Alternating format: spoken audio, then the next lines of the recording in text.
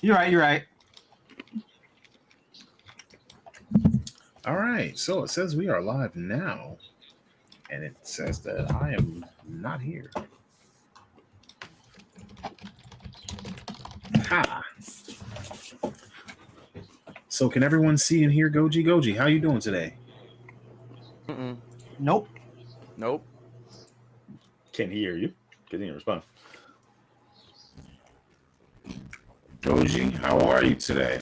Goji, can you hear anybody?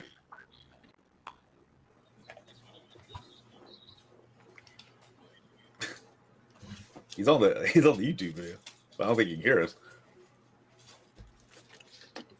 Yeah, that's so weird. He's on the YouTube, but you can't see him in Wait, what? in Video Ninja. Video Ninja being wild tonight. Well, I guess quite strange. We'll figure it out. We're gonna work it out while we Oh, he said he can't see us. So I was gonna say we can't see you, buddy. this Okay, is so I'm not the only one who couldn't see him.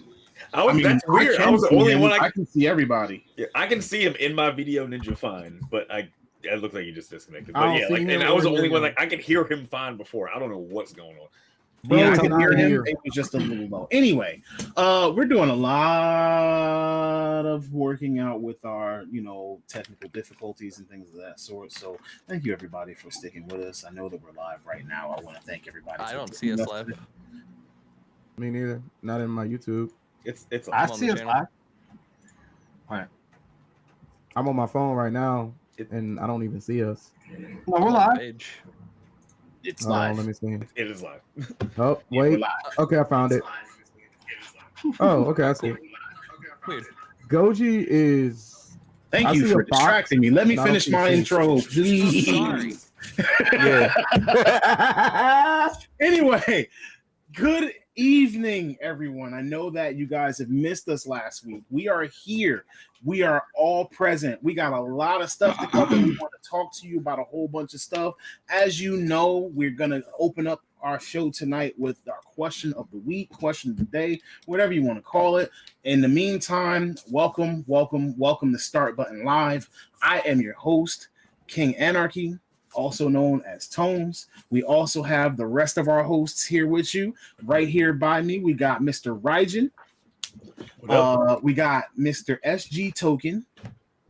We got the man, the myth, the legend, Hustle Simmons himself. And I missed y'all.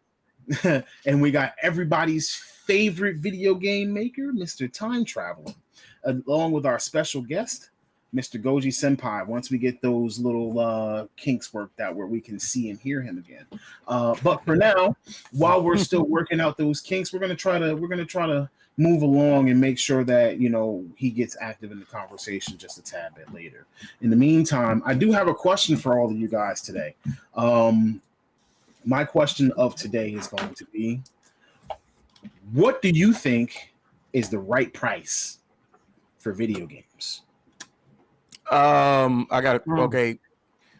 Are we talking about like a flat base price? Like flat base price including like DLC? No. I'm talking about Are you talking about specifically AAA? Because obviously indies got the fives. right. Well, Yeah. indies would probably be a tad bit, could be a Cheaper. lower price. But what I'm saying is, when you look at a video game and if you go into the store, right, and you're looking at the shelf, right, and like say you only got $100 in your pocket, what is a price that's gonna make a game advertising to you? Or not even necessarily advertising, but it's going to make it attractive for you to want to buy it. Depends on how much you get out of it. You said depends on how much what? Like how many hours of gameplay you getting out of it. And we're not just straight up hypothetically speaking, all games cost the same. Right. Let's just put It it doesn't like, matter if it's all the AAA AAA games whatever. cost the same. What Okay. is that price that is the most attractive for a consumer? To be honest, I felt like I felt like $60 was like the perfect spot because we had a lot of like. I felt like we had a lot of 50s in the 90s, early 2000s, and then once like Yeah, newer we generation got came out, comfortable with it. then We everything got comfortable with $60. like video games have been fairly inflation proof compared to other stuff that we see go up skyrocketing in price. So I thought when it went from 50 to 60, I was like, that's kind of fair. Not all games were fair like that because there's definitely some $60 2-hour games that came out in that time frame. And like that's not worth it to me. But I felt like $60 was the perfect price point for AAA games. I feel I kind of feel like it might just be me, but I kind of feel like for a title, like just like if you're just buying a straight up just the base title from a game shop or whatever, I feel like 45. And the reason why I say 45 is because a lot of our games now, like you did say, like games are generally inflation proof, but that's only just like the titles, like everything that comes with it that you have to pay for afterwards. Like I feel like the title shouldn't be over $50 if you know you about to back it up with seasons of DLC content and battle pass and whatnot. So I feel like the title should be an approachable and affordable price, just shy of $50. If you know that you about to like roll in some more, make more money off of stuff that's coming in on the back end. Because I already know, like Time said, like game companies already have in the works all these DLCs and updates and seasonal events and stuff like that they have planned, and that takes money. So you already take into account that your consumers are going to have to pay money for that. So I feel like the title shouldn't cost that much. And especially because some of these games also come out with like Founders Day and like specialized editions, like limited edition or like stuff like that.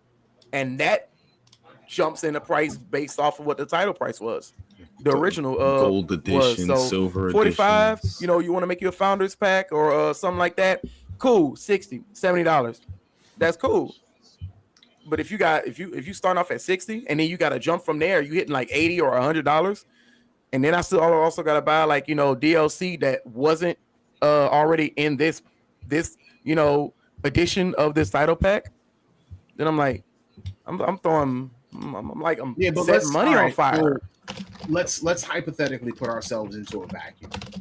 Let's put ourselves into a vacuum in the perfect scenario, like.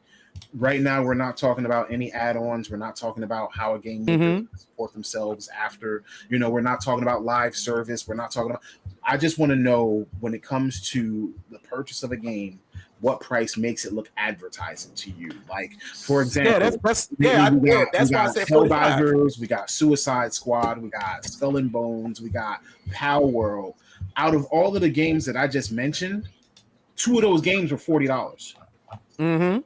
True. And they turned out to be like breakout hits. Now, when we look at games like, but that's not to say that games like Suicide Squad or Skull and Bones or anything like, or you know what? Let's not use Suicide Squad and Skull and Bones. Let's use something like Final Fantasy 7, Rebirth. Oh, 7 Rebirth, yeah. How much was 7 Rebirth? It's going to be $70. People are already playing it right now, too. Ooh-wee. Are Wow. we talking? So, just to make sure I understand this before I give my answer here. This is like in a perfect world. What do I think as a customer? Yes. Has the best sticker value? Like Yes. we're gonna throw all of my insider knowledge out the window. Yes. Yep. I feel a complete vacuum. This is just our question of the day. This is not like one of our complete vacuum. I think $40-$45 is probably the sweet spot. Thank you. It's approachable. I mean, I kind of agree. That It's $40, attractive. that $40, it's attractive. It's Yeah, an it's attractive attractive. number because it's even in many ways. I might even concede and say 50. I was gonna say 50. So here's my logic behind it. I think 60 was definitely a really good price point for a long time. I agree. Arguably, I would say it was a very overly fair price point at times. I would say we can look at the issues with trying to be profitable as a thing. But we're still in a vacuum. We're still in a vacuum. Remember. In that vacuum. Well, no, I mean, in that vacuum though, I think $40. I think it's a really sweet spot. I think that $20 off feels good. $10 off feels good, but like $20 off that price point, like that just feels good. Like you've been spending $60 for a decade, or you just got into the gaming a few years ago, and it's been 70 since you got into it. Maybe now you're seeing like a $30 discount, a $20 discount, and you're getting how much gameplay? Right. These games are freaking ridiculous with some of the action you're getting there. Like Suicide Squad, I was gonna make fun of that one. But like Helldivers, I haven't had a chance to play it much. Maybe after this, maybe after the show tonight, I'll play. But I haven't had a chance to play that. But like, there's so much content, and I see nothing but people having a great time with it. I'm in some new Discords now, and like, I wake up and I see people just like recruiting people to go and crush bugs or fight machines. There's actually an article I meant to link in the chat before the show started. I found out they actually have a DM there. That's a different conversation we'll talk to. But like, so anyway, keeping on the topic of the price points, I think $40 is probably that good price. There, I agree with you on that. The reason why one of the reasons why I initially said 40 to like 45 is because even though we are in a vacuum, all right, taxes, like you literally can't ignore that, like at all. So that's why I say base price point though. Huh? But that has but nothing I think to do with price point. But No, I was- He's saying higher it's prices, still- the taxes keep piling up. Right, yeah. Yeah, so that's why I said like base price, 40, and then when you add tax, depending on where you are and like your county, you're going to be hitting like $44 and some change, 45 and some change, stuff like that, and then that equates it out to right there at 45. Even if you started off at 45, equates it to about 50. But either way, that $10 off or that $20 off, it's much more approachable, much more attractive. Yeah, each copy that's being sold, you're making $20 less, but it's more affordable for other people who are going to look at it and be like, well, we were only looking at this from the consumer getting side. that. Yeah, from the consumer side, we're like, you know what? I'm getting that. And you know what? Let me get a copy for my homie too. Okay. I mean, again, these are all reasonable answers, and I actually quite agree with them. So, by all means, I was thinking that, especially with things like Helldivers, and we're gonna get into like some of the Helldiver success and all of that in a few minutes. But I was thinking along the lines of with the things like Helldivers being so popular, and yet another breakout hit of 2024 that we did not expect to be a major industry mover, has proven to garner people's attention. And bro, yes, I did. My manager talks about it literally. My manager talks about it every day. Literally. I've played it almost every day. I was out at the grocery store the other night, and I overheard like two of the clerks just sitting there talking to each other about like, oh yeah, Super Earth's under attack. I got to get home and deal with that. Yep, exactly. Like every time I'm in the shop, it's maybe 5 or 10 minutes. He'll pull up a stream of someone playing Helldivers, and he's like, I did that mission too. It reminds me of Starship Troopers, and I'm like, for liberty. That's apparently what comments say. For liberty. Yo, only the beginning. There's people I ran to last Friday because one of the breweries is doing like a mystery movie night. There's like a local a store like in Philly that makes their own custom like old school movie shirts. They sell VHS and everything like that. And I was like, oh shit, I gotta get that Starship Troopers one they made. And there was like, see, and then the dude was like, I was handing my card to like the Venmo. I was doing the Venmo. He's like, for Super Earth though. He's like, I was like, for Super Earth. He's like, I knew you were playing. He's like, I knew you bought that. You played that damn game. Like, yep, it's yo, I love it. for Super Earth. I haven't played a game that fun in a while. Well, no, I was playing Power before that. Like 2024 starting off so damn strong. I did not think 2024 was going to be giving us this much heat right at the start. This is exactly why this question has come up. 2024 has brought about a bunch of games that we as gamers, and again, the reason that we're going over things like this right now is because, as you know, like one thing that, as far as my personal goals for this platform is that we're gamers. You know what I'm saying? So we all speak the same languages. We speak nerd language. We speak game language. We speak technology sometimes.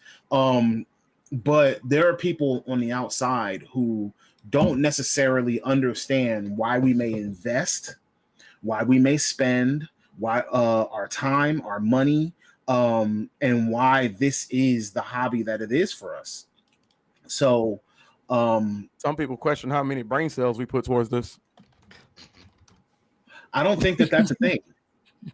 No. The reason why I say this is because I've had some customers do that same thing, and like I would have this I'd be having these kind of conversations with like my coworkers or my manager about games and like consoles because we sell them in the store, and like I'll have customers come in there and they'll be like, I just don't. They'll literally be like, I don't understand why people put so much of their time and effort towards something that literally distracts you from other facets of life when you could be out here actually enjoying life and making money. And I'll just be like,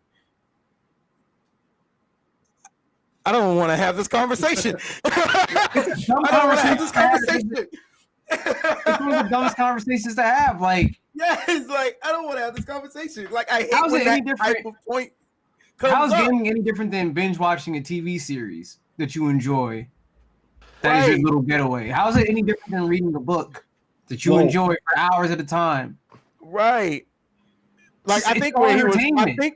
I think where he was coming from is he was one of those type of people who are like so business and job driven that he doesn't allow himself, you know, enjoyments and pleasures in life. And I'm like, I feel sorry for you. Yeah, those kinds of folks are definitely They're out there. not very fun people. We spent time on TV. I've definitely run into my fair share of those kinds. Yeah, exactly. It's always kind of like a, I thought I was miserable, but Yeah, like, I guess not. I guess Right. this is like, my bad. oh, like I would love to ask like you you think to like, oh, are yourself you like happy? like you think to yourself like I was at rock bottom. I clearly wasn't. There's No. further down to go. I must be on the edge of a cliff because you're down there, my guy. Well, the point that I was making was that I want for us to be able to, the way that we're passionate about this, I want other people to be able to at least understand. If they've never picked up a video game before, if they do not understand anything about the industry, one thing that I noticed is that each one of us is actually able to effectively communicate one thing about this industry or one thing about what we do passionately and clearly to people who don't know and don't understand. And then for everything else that we can effectively communicate, we got time traveling for. yeah. But I love how we're like, hey guys, we have like 40% like, you know, spread amongst each of us, and we're all really good at our own 10%. And time is like the other I can 60. explain a whole bunch of it. then I'm just overseer, and you guys are just like, and time. Like, what birds? What? Squirrel. Welcome back, Goji. I What's know up, we're Goj? still working out those technical difficulties. Can you see everyone now? Excellent, excellent. Can everyone see him? Yes. Yes, we can. see See the and Goji hear. senpai. We see the Goji. Oh, Tones. Sir. So I was thinking about this at work. I meant to text you about it earlier, but I had like a little Hail Mary question to throw at everybody. Right? No, we can't do sideways stuff. I gotta. Two Come drinks on. Kind of. Hold on. I'm curious. Yeah, curious. because I never really throw questions Should I out let the him door. cook, everybody? Let him cook. Yeah. All Yeah. right, Yeah, sure. go ahead and cook. Fine, It may go end up ahead. being a Alright. funny clip. Let him cook. Let him cook. Somebody clip All right, this real so- quick. All The first right, time so cooking cook. basically, put bacon in the chat. All right, so basically, I had a question at work earlier, and it kind of made me really think about it because we have so many different platforms that we enjoy our games on, and some people prefer certain platforms over others, right? Mhm. So I had this little like thought experiment of what do you think the gaming industry would be like if one of these leading companies made a console that surpassed all the other ones to the point to where it made them obsolete, and what would happen to the rest of those gaming industries that were basically like locked on a certain consoles, like they locked most of their titles on certain consoles, like kind of like what Microsoft did with like most of their Xbox games for like a long ass time. You mean kind of the Sony method right now? Or do you No, mean? yeah, basically, yeah. Are you talking about like someone like? Are you talking about like a company made a console that basically kind of put Blew everybody else? it's a shame. Put everybody else sort of in the way of Sega and made them third. Are you saying like that? Yeah, kind of like he's that. Saying, what if? All right, I got you. Let me see if I can iron out your question a little bit. So Yeah. you're basically saying that what if one company pushed the envelope of technology so far ahead that nobody else would want the competition, and so they would maximize or revolutionize the market share, kind of like how the Switch had the mobile game, the whole mobile game thing by the whole throat, the whole neck. Right. So now, what's the other part of the question? Like, so basically, if how would that everybody were respond? to happen, yeah, like how do you foresee other companies responding to that? The same way that the Steam Deck responded to the Switch. There's always going to be competition as long as there's demand in that area. So just because one now everybody moves through the race of either making something that's equivalent or better. Sometimes it's not about one-upping. Sometimes it's literally about competing on the same level. Hey, the domain GPCE, welcome from the all right, I see that community. So basically, what you're saying is it's more along the lines of creating a plateau for others to compete on. Correct. That's why our console generations are approximately 8 years. So when we hear something like Sony saying that we're moving into the back half of the Sony PlayStation life cycle, it makes sense because the console is supposed to live for 8 years. It came out in 2020. We're in 2024 now. Now it's going to be at the back half of its life cycle. Most people have one. So they're not going to be selling consoles as much anymore. Okay. All it is to ride out with games. Now it's pushing out the content to keep people happy while they develop the next one. Right. Typically speaking. Time. So real quick, you're basically asking what happens if like all companies go Sega real quick, just to make sure I understand this again, because I want to recap this before I like in terms of like become more publishers and focus on like having exclusives to their everything drops like Dreamcast. Damn, you can speak fast. Essentially. Yeah. What? Was that No. That's very accurate to what I was saying. Yeah, very accurate. Yeah. Yeah. So, I kind of view it as this. I think there's always going to be console exclusives because I think there's going to be competition to have a console. I just think that there's going to be less console exclusives. Because I kind of view a console exclusive almost, or actually, you know what? I'm going to reverse this. I kind of view having hardware as like the Costco hot dog. It's kind of like, yeah, so like they use the Costco hot dog as a loss leader to attract people into the store. Same with the rotisserie chickens. They use so much money on that stuff. I don't think that I don't think selling consoles is about making money. It's about being a gateway to getting you into an ecosystem. It's about getting you into buying their controllers. It's about getting you into buying their hardware. It's about getting you into buying their exclusives. It's about getting you using their live services. It's about getting you to purchase all of your microtransactions through their store because they get a cut of all those microtransactions. So like that is why I feel like it doesn't really matter who sells more units, who does this or that. I think at the end of the day, like it really is going to be mostly about having the strongest IP and maximizing on the users who are in your ecosystem and trying to find new and clever ways to get people into your ecosystem. That's why I think Microsoft's ahead right now on that. Is because of the fact that like I think they saw this coming 10 years ago and they started making that pivot 10 years ago. They stopped talking about hardware units as a hard number. They started transitioning to talking more about their live service numbers and how many people are actually using their consoles.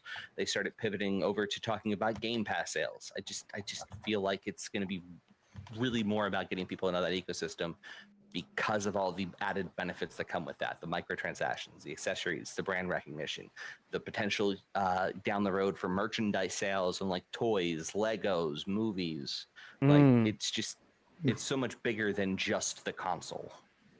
And that's that, and like part of that is like the thing that gave me that idea was also because of Tones when he brought up the fact of when you brought up when Ninja Kamui came out, and I started watching it, and you know the little corporation that's like the conglomerate corporation.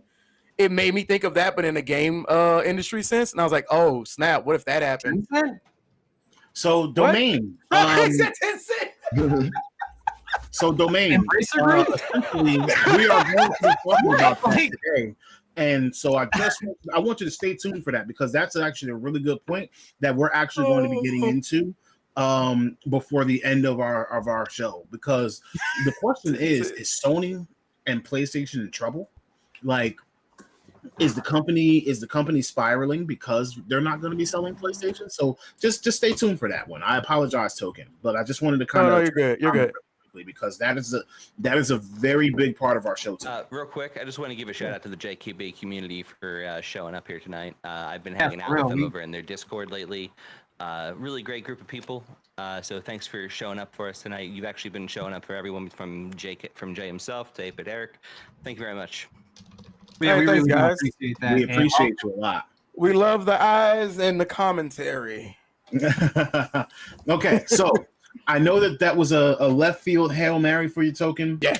And you cooked a little bit. Your bacon is almost crispy. But before we move into our actual first main topic of tonight, I want to strike while the iron is hot. I want to transition over to Goji Senpai. All right. What Goji Senpai is going to do is Goji Senpai is actually going to tell us a little bit about Pokemon Day and big Pokemon news, things that we might need to know. Goji, it's supposed to be about Pokemon, not Spider-Man. That is a Pokemon, bro. Oh God! It's the best Did you see Pokemon. that? It's the best It has starter. a Spider-Man. It's the best starter, is what it is.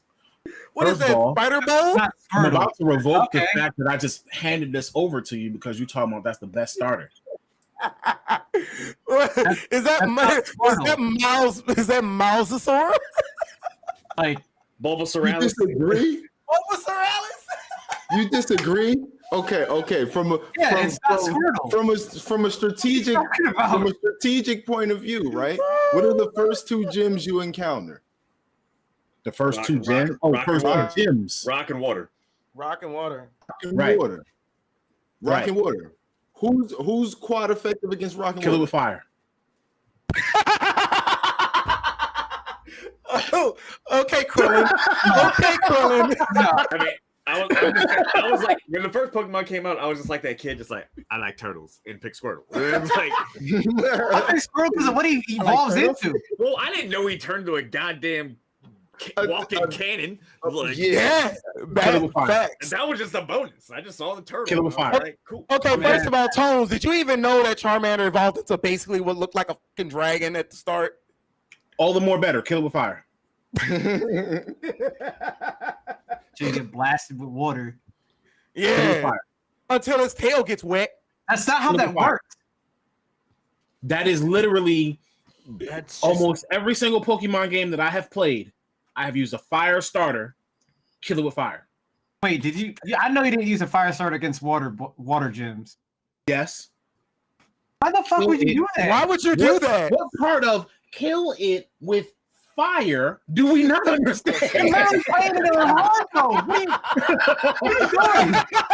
Just handicapping itself. He's handicapping himself. Like, what are you doing? Alright, I Fire. think we've just Bro, put learned it on something very important impossibility. about Tones. Tones the pyromaniac. He likes it the hard way. Yeah, Yeah. away from them. Done. Answered. No matches. Oh my Next. god. Bro said turn it on impossibility, please. See, look, even Lou says we played the game on hard, set it ablaze. I start every Pokemon game with fire. I can't lie, so do I. So I went Tones, I just want you to water, know. grass. I almost No, never you do only fire. played 3 Pokemon games, bro? Oh no, I played the rest, but those are the main ones that matter. The Oh. first 3 gens are Well, until we get into this new news that just dropped. Yes, Oh, please boy. tell us. So Yeah. yesterday just so happened to be Pokemon Day. Shout out to my boy, the number 1 Pokemon. Moralzasaur. But yeah, so we got a lot of updates. Pokemon Unite is bringing Miraidon, Phalanx, and Ceruledge. You know what I'm saying? So, I might have to jump back into that for a little bit. Pokemon Cafe. Masters EX is on 4.5 years. Bunch of mobile stuff came out. Pokemon Go. Got a whole bunch of more Pokemon. Ceruledge, Charcadet, Armarouge. They're getting the Captain Hat Pikachu that's coming from Armor. Okay, so they're the newest Pokemon in which one? Scarlet and Violet, I think it was. Oh, that's why I don't know who they are. Version exclusive I evolutions. Really It's Scarlet good. and Violet again. So anybody who's gonna play, I might be looking for a Scarlet Violet player. I just ain't been playing my Switch very much. I haven't been playing video games very much. I hate doing it. How far did you get? Blow the dust off the Switch. Not very. I might have beat. I beat the story of Scarlet and Violet and didn't do any of the DLC yet. But speaking of Scarlet and Violet, they're bringing Mighty Venusaur, Mighty Bulbasaur, and Mighty Charizard to their Terror Raids. Each of them is going to be going on for a week. Is Captain yeah, Pikachu one- the one once a piece. that's on Pokemon Horizons? Yeah, the one for Okay. Pokemon Horizon. All right, I had Yeah, to look that one up. It's That's the why I just newest looked it up. I didn't even know Pokemon it existed. Horizon is okay. Ash has officially become Pokemon champion. His journey is over. It ended in Journeys. Wow, 30 damn years. So now the newest iteration of the Pokemon anime Horizons will start with a brand new protagonist for the first time since ever. Is it a male or yeah, female? a female, a schoolgirl. Let me see. It'd be cool if they put an adult Ash that she meets at some point. So Look at that. people want that, and I don't know. Why not? I feel like that would be a little too fan servicey. Yeah, it would be. Pokemon has always been a kid As show. opposed to Pikachu being plastered over everything, which is So I'm sick of Pikachu Ask too. forever. You know what I'm saying? As Well, as you I know once what? again Actually, the best starter. I You will know, say I'm this, though. sick of I will say this, Pikachu. though.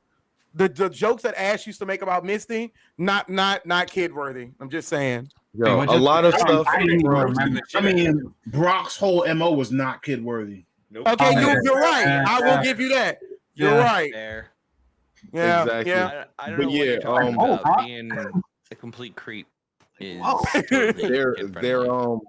kind of minimizing the Pokemon trading card game online. They're calling it Pokemon TCG Pocket, which is basically like a quicker version of it. You know, like if anybody played Marvel Snap? Yeah. Yeah. It's basically going to be like that, but it's a gotcha because you're going to be able to open packs. You get 2 free packs a day. That's dropping this year. So that's the only thing major, like quote unquote major, that we're Can't wait till One Piece might gets a get this year. But the major announcement that can't came out of get through one Pokemon Day episode on One Piece. was we'll never be able to get through We can't without get through one episode. It's my What's life going on right with now, One Piece bro. now? We got pre-release coming up this It's the- week. Tones, the how new- many cards Hey, did you listen, brought last listen, I week? told It's you. peak- I it's told peak you. fiction. I mean, One Piece There is a new True. Pokemon TCG set coming the second week of March. So unfortunately, I've already put myself in debt, and my wife is already mad at me because So I'm now going to I be can't convince opening you to get booster even more in debt with boxes me? on The booster boxes. Tell her I'll do her one favor. I'll do her one favor. Not I'm you. already I'll on do the her one favor. couch. You know what I'm saying? She's already. Bro,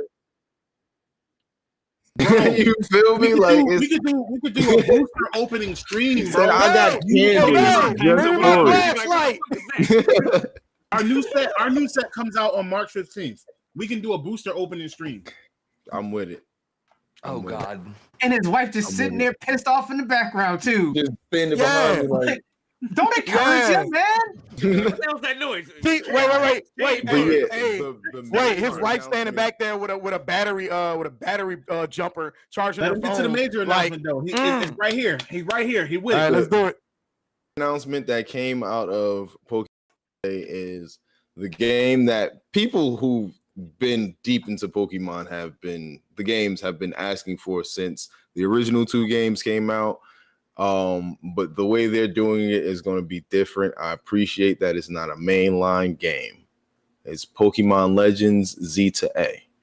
And it's basically, from the little that they've shown, it's going to be an updated version of Pokemon X and Y. It's based on Illumise City, which is one of the big cities, and basically based off Paris.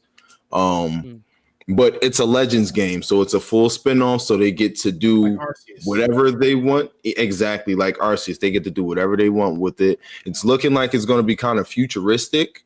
But one thing that, and I'm pretty sure it may be a placeholder, but one thing I haven't seen many people talking about, because the game drops 2025.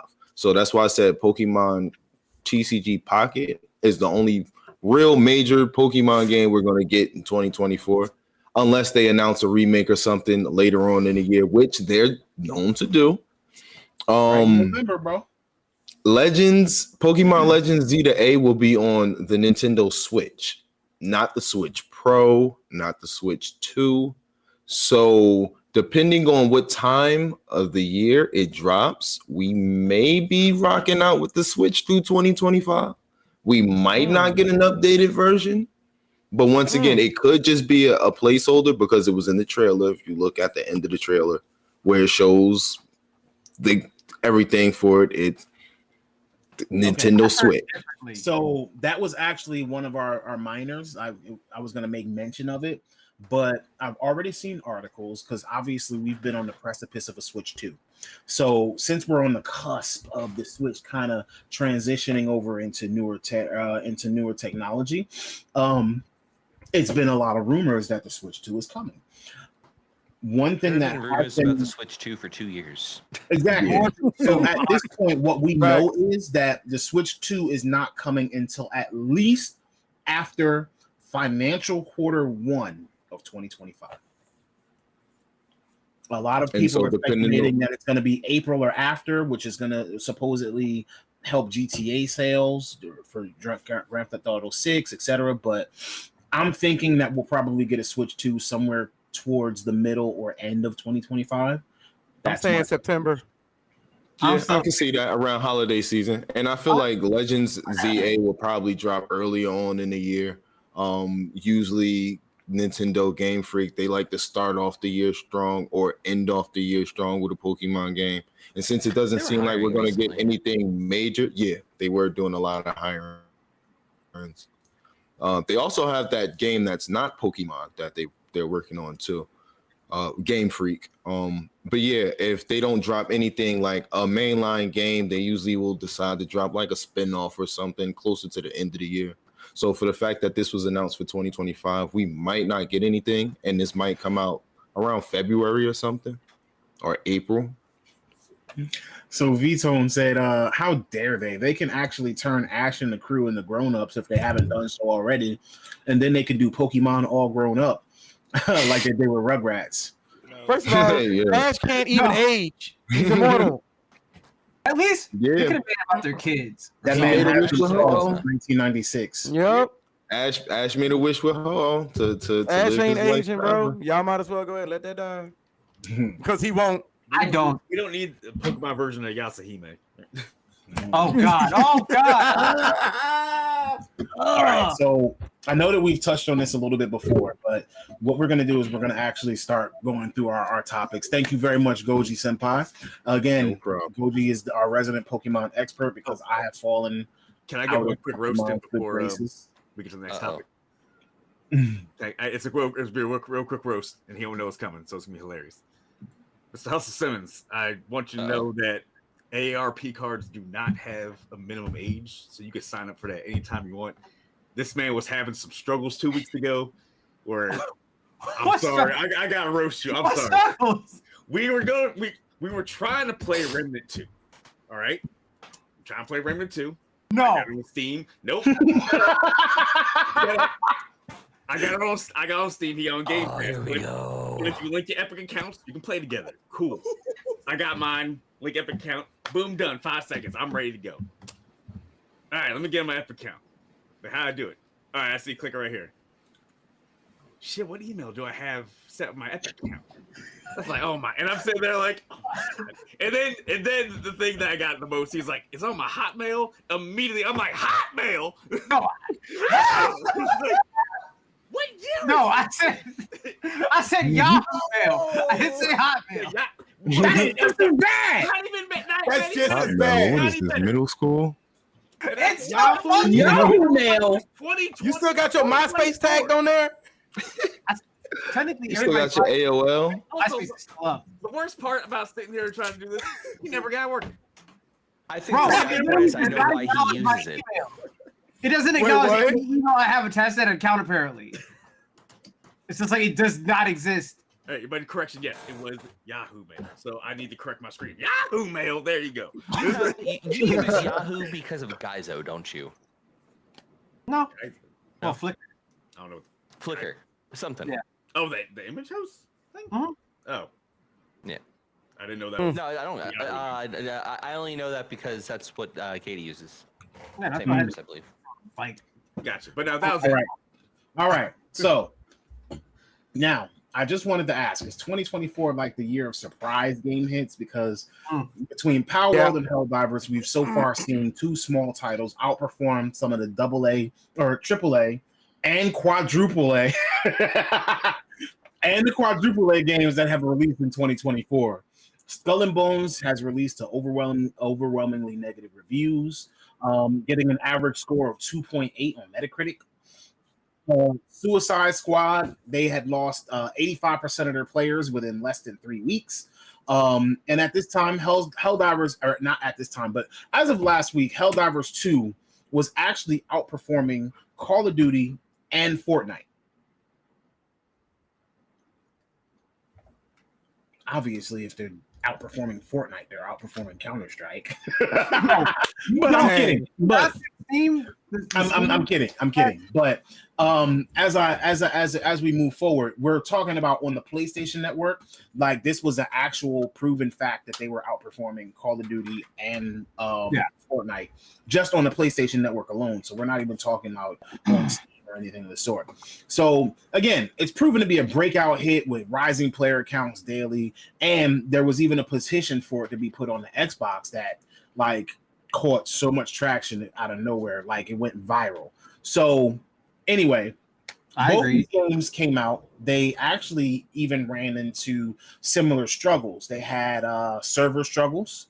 As we know, Power World had to have an emergency meeting with Epic in order to increase their server stability and things of that nature, and to make sure that more players could get on. And Helldivers actually only had a server allowance of 450,000 players between both the PC and the PS5. But in the process, or in the week's time that we've taken off, they've actually put out a patch that enabled some updates where it would kick people out if they were idling too long or if they weren't actively playing, in order to try to kind of alleviate some of those server issues.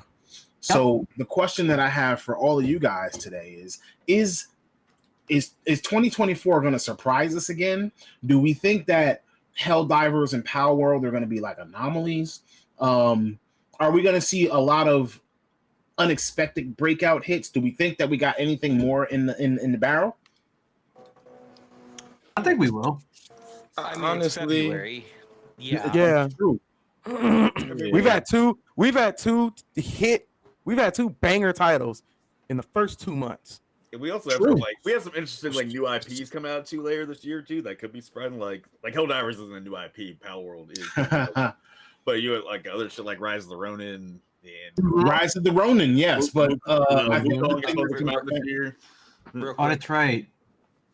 V has a question, and if you don't mind, I would love to answer it. go for it, time. The question is, what in the cornbread is Skull and Bones? It doesn't exist. Skull and Bones is. I just the got a game that was galleon and inspired see because people were like, "We love Assassin's Creed Black Flag. We want more of this. This is so freaking awesome." And they were like, "God damn it, we're gonna give it to you.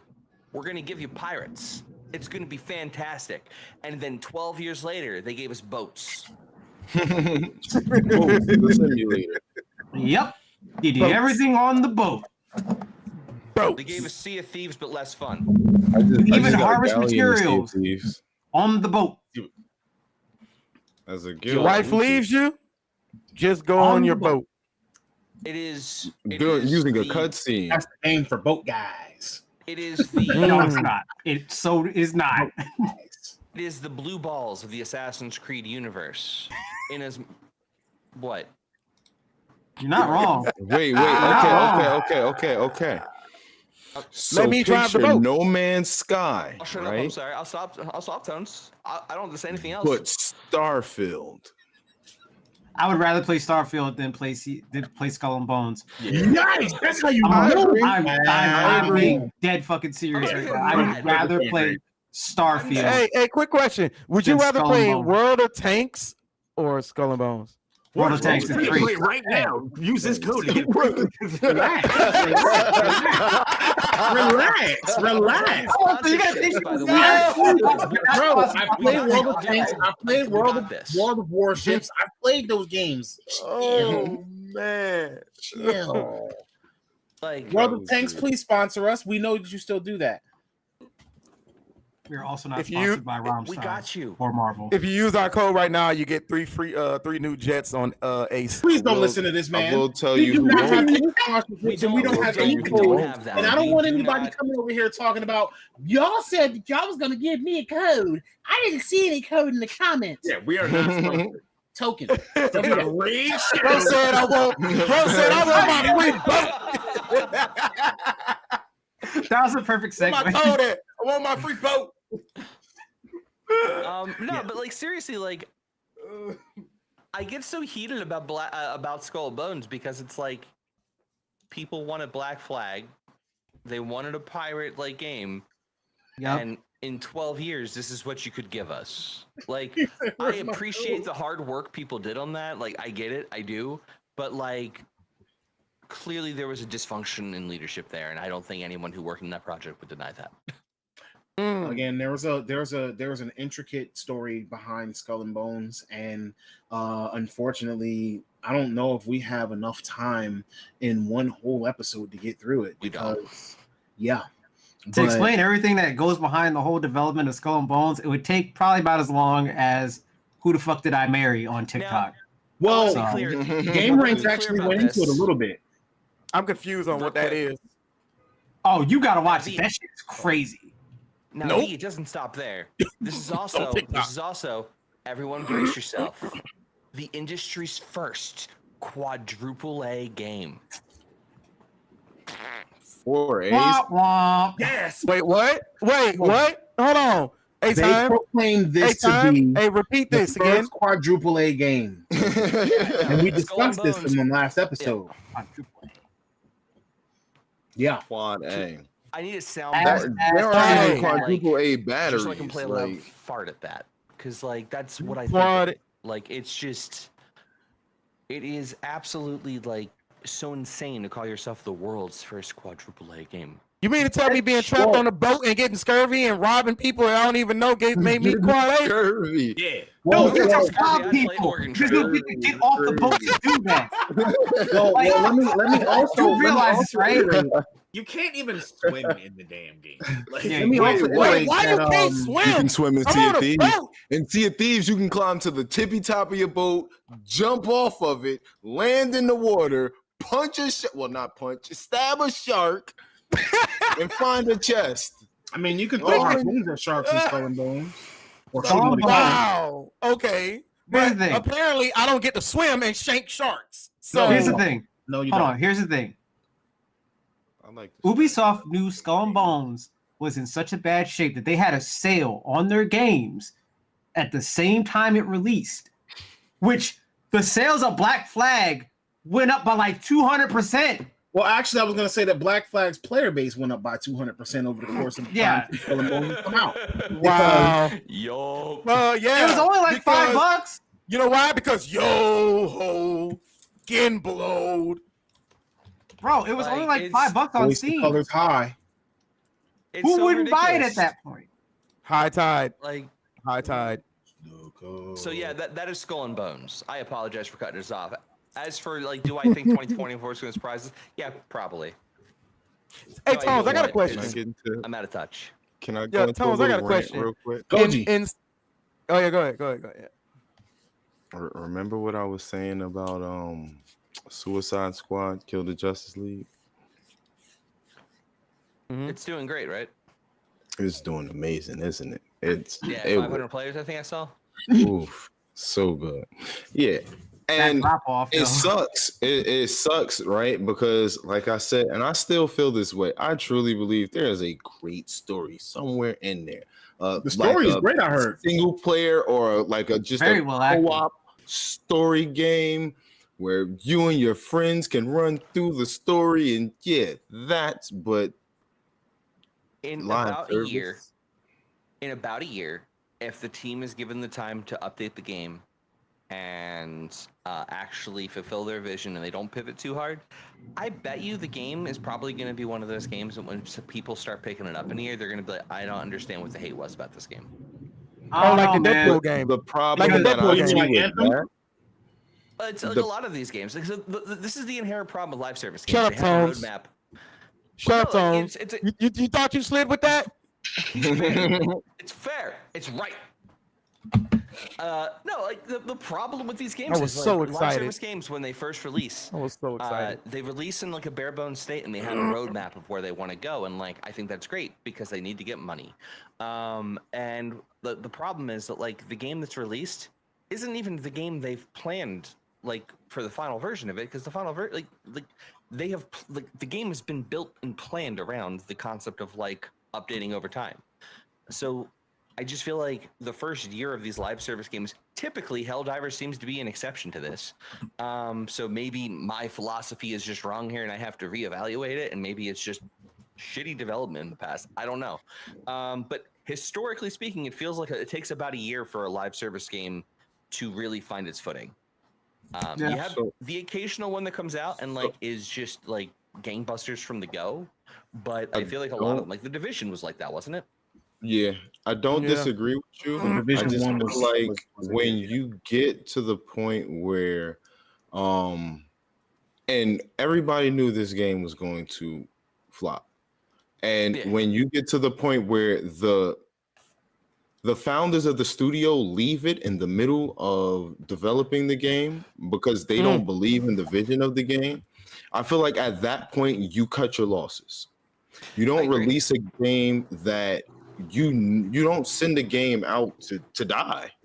And I really agree. feel like they held it back as They long sent as it out they to pasture? possibly could. They held up as long as they possibly could to get the game to as good of a state that they possibly can get it out, but it just wasn't the game that should have been made. And at the end of the day, you took the assets of a way better game and said, we need live service though. We need something that we can make money off of for years to come. And you put out something that won't do that. Hold on. My hypothesis. Sorry. I just noticed something with all the WB live service games for the past couple years. If we're counting Mortal Kombat 11, Injustice 2, Mortal Kombat 1, and now Suicide Squad. Anyone else notice that they all run on the same theme of like the post game is just nothing but multiverse stuff? No one else noticed that? That's kind of that's kind of That's obvious. literally it. That's the No, end that's kind game. of obvious. It's just all multiverse focused stuff to just sell you reskins and recolors over and over and over again for the next God knows how long. And they're doing it again with Suicide Squad. So okay, I mean, it's kind of like the same thing with anime, where it's like they're so dead set focused on isekai. Though. So Injustice, I'll give a pass because of what they were doing and the fact that it ties in with the comics. The comics ended up going into I give Injustice that pass. Mortal Kombat 11, we didn't need Aftermath, and we didn't need what they did with Aftermath, which led into Mortal Kombat 1, which in my opinion, we shouldn't even got Mortal Kombat 1, whereas Injustice 3, but that's a whole nother that's a whole nother thing. We were supposed to get Injustice 3 and they gave us Mortal Kombat 1, which they sent out the pasture. You know what I'm saying? Mortal Kombat 1 is, even though Street Fighter isn't doing any better, Tekken came through the beginning of the year and said, all right, let me show y'all what a fighting game is. Tekken 8 is fire. Yeah. And and I agree. Suicide Squad kills the Justice League. The big in-game gimmick is, spoiler alert, fighting Brainiac throughout the multiverse. So you kill one Brainiac, you go through, do a bunch of other side quests to get strong enough to kill another Brainiac, to do a bunch of side quests to get strong enough to kill another Brainiac. It's like 25 or 50 different levels of Brainiac. Like, it's so lazy. And the first DLC character is a multiversal, an Elseworld version of the Joker. Yep. And it's just like, is nobody not learning that the multiverse is not the best thing to be doing right now? Unless you do it right. Yeah. So the only place I've seen the multiverse done right is in the comics. Like, straight up. That's it. That's all. That's all. Fuck it. Yeah. I feel very strongly that had they, instead of doing this thing where they're going to roll out content over the next year or two, had they instead just bundled whatever that story was going to be up into, like, you know, an actual, like, finished game, planned DLCs for it, and released it as a co-op game, I think it would be a much stronger game. And that's why when I was arguing about, like, I don't think it's a good game, it's not that I don't think it has the bones of a good game. It's that as a live service game, it's a bad game. But, like, I think that if they were to repackage that and put that into something that was finished, that had all the components to it up front, that was given more time to work on the gameplay stuff, I really do think that there's probably something there that would have been more successful than what's there now. That's kind of the summation of it. Like, I think that, like, by example, the backlash they had for the story, well, people would have already had whatever they're planning for that in the final product right there, so you wouldn't deal with that backlash. Maybe it's good PR for you, but maybe you're turning an audience off to the game. And that is something that really kind of sucks, because now you're banking on, at this point, well, we've lost the audience now. We have to hope to God that we don't get cut during all these layoffs that are happening right now. And now we have to just kind of hope that we can hang on to life support long enough to regain the audience, fans, and now compete with games like Helldivers for the live service marketplace. Like, it's not getting any easier for them, and it just sucks, because I do think that that's a talented dev team who has the bones of something good there that is been kind of just stomped over by the beast that is live service. Nicholas Barnes said, "Same, nothing's original anymore. Same old copy." Yeah, disagree a little bit with that. We just got done talking about how, like, Helldivers came. Palworld is a bit of a ripoff, but it's also original. Wait! Hold on. Is its own thing. No. So it's Helldivers. Huh? I said that Starship first. Troopers and Terminator. Okay. Yeah. Helldivers is not an original thing. It's not a copy either. It's not a copy of anything. It's a parody of those types of things. It literally came out purposely parodying that genre. Okay, There's I'll an give you old that. story, Yeah. like, there's an old saying that like rings true of like there's no real original ideas out there. It's all about like everything's been done in some way, Everything's shape, or form in derivative. terms of like stories and all that stuff. The reality is like the issue with a lot of that copy and paste is that like when it happens, it's obvious and it sucks. Right.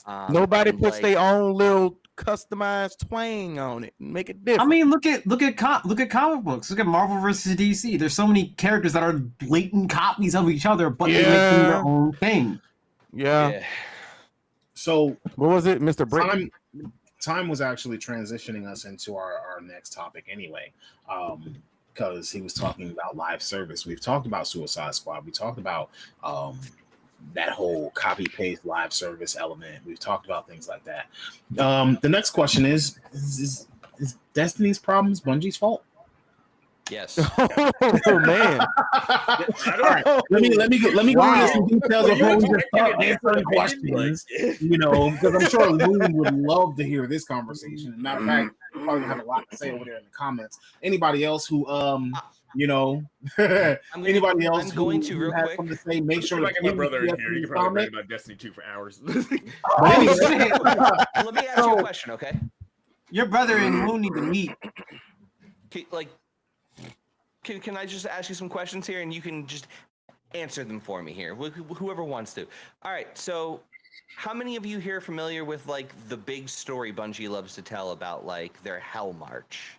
Well, should I go into the details before you do this? Yeah, sure. I'm sorry. Go ahead. Go into the details, Tones. Take it away, and then I'll go to there. Because that's gonna play a big part. So basically, last week Sony had a Q&A, right?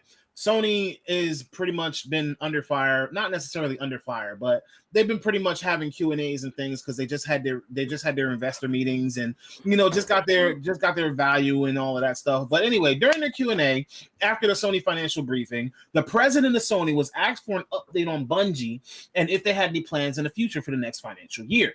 The president followed up by stating that he was impressed with Bungie's ability as a developer, but they could definitely make some improvements on the business side of things. When he went to visit Bungie himself, he said that the employees were highly motivated. They had great ideas, and they had a solid foundation of knowledge, even in the space of live service games. But the company had room for improvement as far as like business expenses, assuming accountability for the timelines of development, etc. And I was going to say that it's also important to remember that Sony acquired Bungie, and then they stated that the company would remain independent and able to maintain the ability to self-publish and reach players on whatever platform they wanted to, wherever they wanted to play. But that was contingent upon Bungie hitting financial goals. There were certain financial goals that were set. If Bungie ever failed to do so, Sony then had the right to come in, dissolve their board, and do a complete takeover. So is Bungie in danger now? Are Destiny's problems Bungie's fault? Now, Time, you go ahead and cook. All right, so real quick. Not even real quick. I'm going to take a little bit of time if I have to, if you don't mind. What's yours? So how many of you are familiar with the story of their Death March? Kind of. Not much. All right, so this is the kind of origin point of them breaking off with Microsoft. All right. Now, before I start any of this, let me first state, I think the Bungie development team are some of the most freaking talented developers I have ever seen. I think they are the kindest, most compassionate humans I've ever had the opportunity to work with. I think that they are unfortunately plagued with just terrible leadership. And that's just how it is. I will never go work there again right now. So long as that leadership is there, I have no problem saying this. And no, listen, I have nothing but respect for the studio itself. I have nothing but respect for the people who put the effort into these games. But the people who are managing these budgets are just incredibly irresponsible. The people who are managing these timelines are incredibly irresponsible. And what I'm getting at here is, so the Death March. Everyone who works there, who's still there from that time period, and even who hears about these things, everyone blames Microsoft for these things, for the crunch. But Why is it that when Bungie was with Microsoft, it was Microsoft's fault for their crunch? Why is it that when Bungie left Microsoft, went to Activision, they couldn't hit any deadlines? Why is it? Like, think about it. How many delays has Bungie had in the entire time of Destiny's franchise, from Destiny 1 through now? How many times do you hear about delays that are like in the years, a year or two? And like, I want to be clear about that. It happens in other studios, but like, we own our shit. We don't blame anyone. But like, how many times? I said, Yeah, but the common denominator. That's what I was agreeing. So then Bungie goes independent again after Activision, and then they start increasing their gross monetization tactics. They take strikes out of the game and they put them behind the pass. They start adding more passes to the game. They start adding more new user like DLC and stuff to try and increase the microtransactions. They start sunsetting stuff and taking content out of the game. They change the way they deliver the content systems, promise more things to people, deliver less content, then go to Sony and get a whole bunch of money, and then swear to God things are going to be different this time. We hear you. We're going to change. It's going to be better, baby. I promise. And then what happens? We are falling drastically short of our expectations, and we're delaying again. So it was Microsoft's fault. It was Activision's fault. It was someone's fault, and now it's Sony's fault. No, it's Bungie. It's Bungie leadership. It's always been Bungie leadership. So much Bungie, pain. the company that doesn't like take Can't really accountability. dispute that. Can't really dispute It's that, frustrating because At like all. these Well, game my teams H3 want to be card. more Wait, efficient. he These was saying games, something. it kills these game teams to watch all this shit happen, and there's nothing they can do about it because all the decisions come from higher up, and like there's nothing they can do. It's not even going game industry terms. Like if you hear someone telling a story and like all of a sudden one person has beef with everybody, and then you get everybody's like, I'm thinking that you're the problem, and it's not everybody else. If you got beef with everybody and you can't work with anybody effectively. Yeah. Yeah. I mean, the people who be like, "Oh, everybody hates on me," blah blah blah blah blah blah blah. Everybody's just Like, jealous. Like, everybody? Everybody? It's like, really? Obviously, you're unlikable. Yeah. Like my mom used to say, there's a there's a rat on the line and it's stinking. There's a common denominator. And it's frustrating because like here's the hardest thing for me. I have a hard time believing they're gonna fix their problems with this new DLC because like their problems like I feel like they're focused real heavy on the fact they were getting hit for the narrative stuff at one point. And like while narrative can be a problem at times, their biggest problem is they don't have content that makes people want to come back and play their game over and over again. Like a poor story can be forgiven in a live service game. If you've got content people want to play over and over again, you've like there's no reward to grinding And you strikes. can't take content out for years and then decide, oh, we're going to drop this new DLC. And guess what we're bringing back? The same 3 guns from the last time. That is really weird. Yeah. As someone who has put over 1,000 hours into Destiny over 3 different platforms, it crushed me to see the way it, like, I was one of those people, oh, Bungie's going independent. They're going to do it. This is what we've been waiting for. And to watch the way they disrespected us and they just said, okay, we're just going to sunset everything. We're going to start fresh. We're going to give you a bunch of new light. And it was just literally the same things, the same strikes, giving the same weapons, giving the same drops. You got rid of a bunch of the currencies and then made everything into the same currency that gave us nothing. You got rid of legendary marks. You started just bare bones in the game and then saying we're just going to lock everything behind. Everything gets a pass. Every seasonal event has a battle pass type thing. Lock it behind a paywall. All the good cosmetics that which everything now is only cosmetics. You know what I'm saying? All the good cosmetics, you got to pay $5 or $10 for the pass. And then the grind isn't worth it. Crazy, right? Because like the grind isn't worth it. I have this strong belief, and you know what? I picked it up from the freaking creator of League of Legends.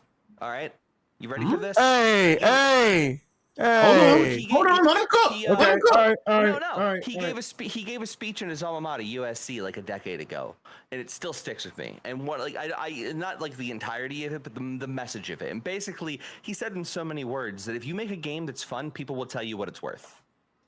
Yeah, Okay. that is at its core. Like, Yeah, that was his philosophy behind League of Legends. I'm gonna be Like, honest with you. If philosophy there's anybody who can ever say something like that, it's him. Yeah.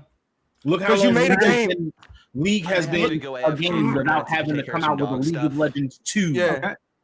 Like League of Legends has been its own thing and has not changed Well, let's not say at not changed. much. Oh wait, okay. Well, The it core- hasn't changed. The core hasn't The changed. core of it like hasn't changed. Like they've like now like new league, like they've changed jungle mapping. They've changed the way elite monster effects work. Like now your jungler doesn't just is the only one that gets the buff. If you leash with your jungler, or if you're near your jungler when they kill that monster, shares the buff with you too. And now with Baron and with Herald, when you kill and you use the Herald to knock down towers, you can jump inside the Herald and ride it and hit a tower. Well, here's Instead the of you thing. sitting on side fighting someone and dying because you're trying to help the Herald get this tower. No, you're inside it. And you get to pop out and just, somebody. Well, yeah. you get Well, League of little, Legends is little the soccer voidlings. video games. Yes. Yeah, like and like That's what it is. to say that league only has I'd say like two handfuls really of other modes. Like predominantly you're playing blind, draft, ranked, ARAM, customs, and TFT.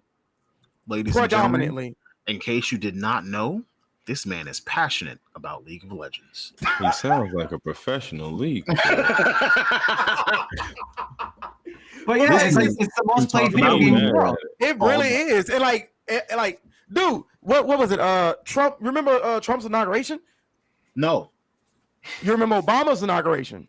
no. No, Holy are you serious?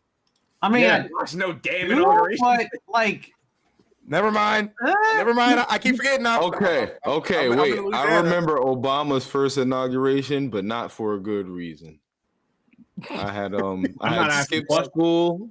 I skipped school to do something. You know what I'm saying? I shouldn't. Well, so we're gonna leave that one alone. I skipped a lot of I school. got for you might as see, well go ahead and get your Dragons. ratings. I got to see the inauguration. Is all Yeah. that matters. You might as well finish Yeah. the joke. All You right, already there. so- You might as well finish the joke. No, we're gonna skip over that, please. No, fuck that. Finish the joke. Jesus Christ. No, so Oh I'm not man. saying like the game needs to go free to play or anything, though. I think it would strongly help I at this think it point. did already. It It just is well, free to play. the Well, base game is free to play. It's Destiny 2 with nothing in it. Right. Free to play. They're New, now like, selling all the It needs to go expansions as Warframe. DLC. yeah. Oh yeah, definitely. Warframe. It would Yeah, there we definitely go. All right, benefit from cool. that route. If it goes Warframe, Um, we're all good. Like, well, like it's just one of those things where, like, all right, so like Goji, right? How's the PvP experience right now? So like you're paying $70, right? And part of what you're paying for, when the $40 or $50 or $60, part of what you're paying for is the PvP experience that is being neglected. Yo, I don't remember the last time there was a new map. Maybe this has drop. changed. I don't remember the last time they dropped a new map. The balancing is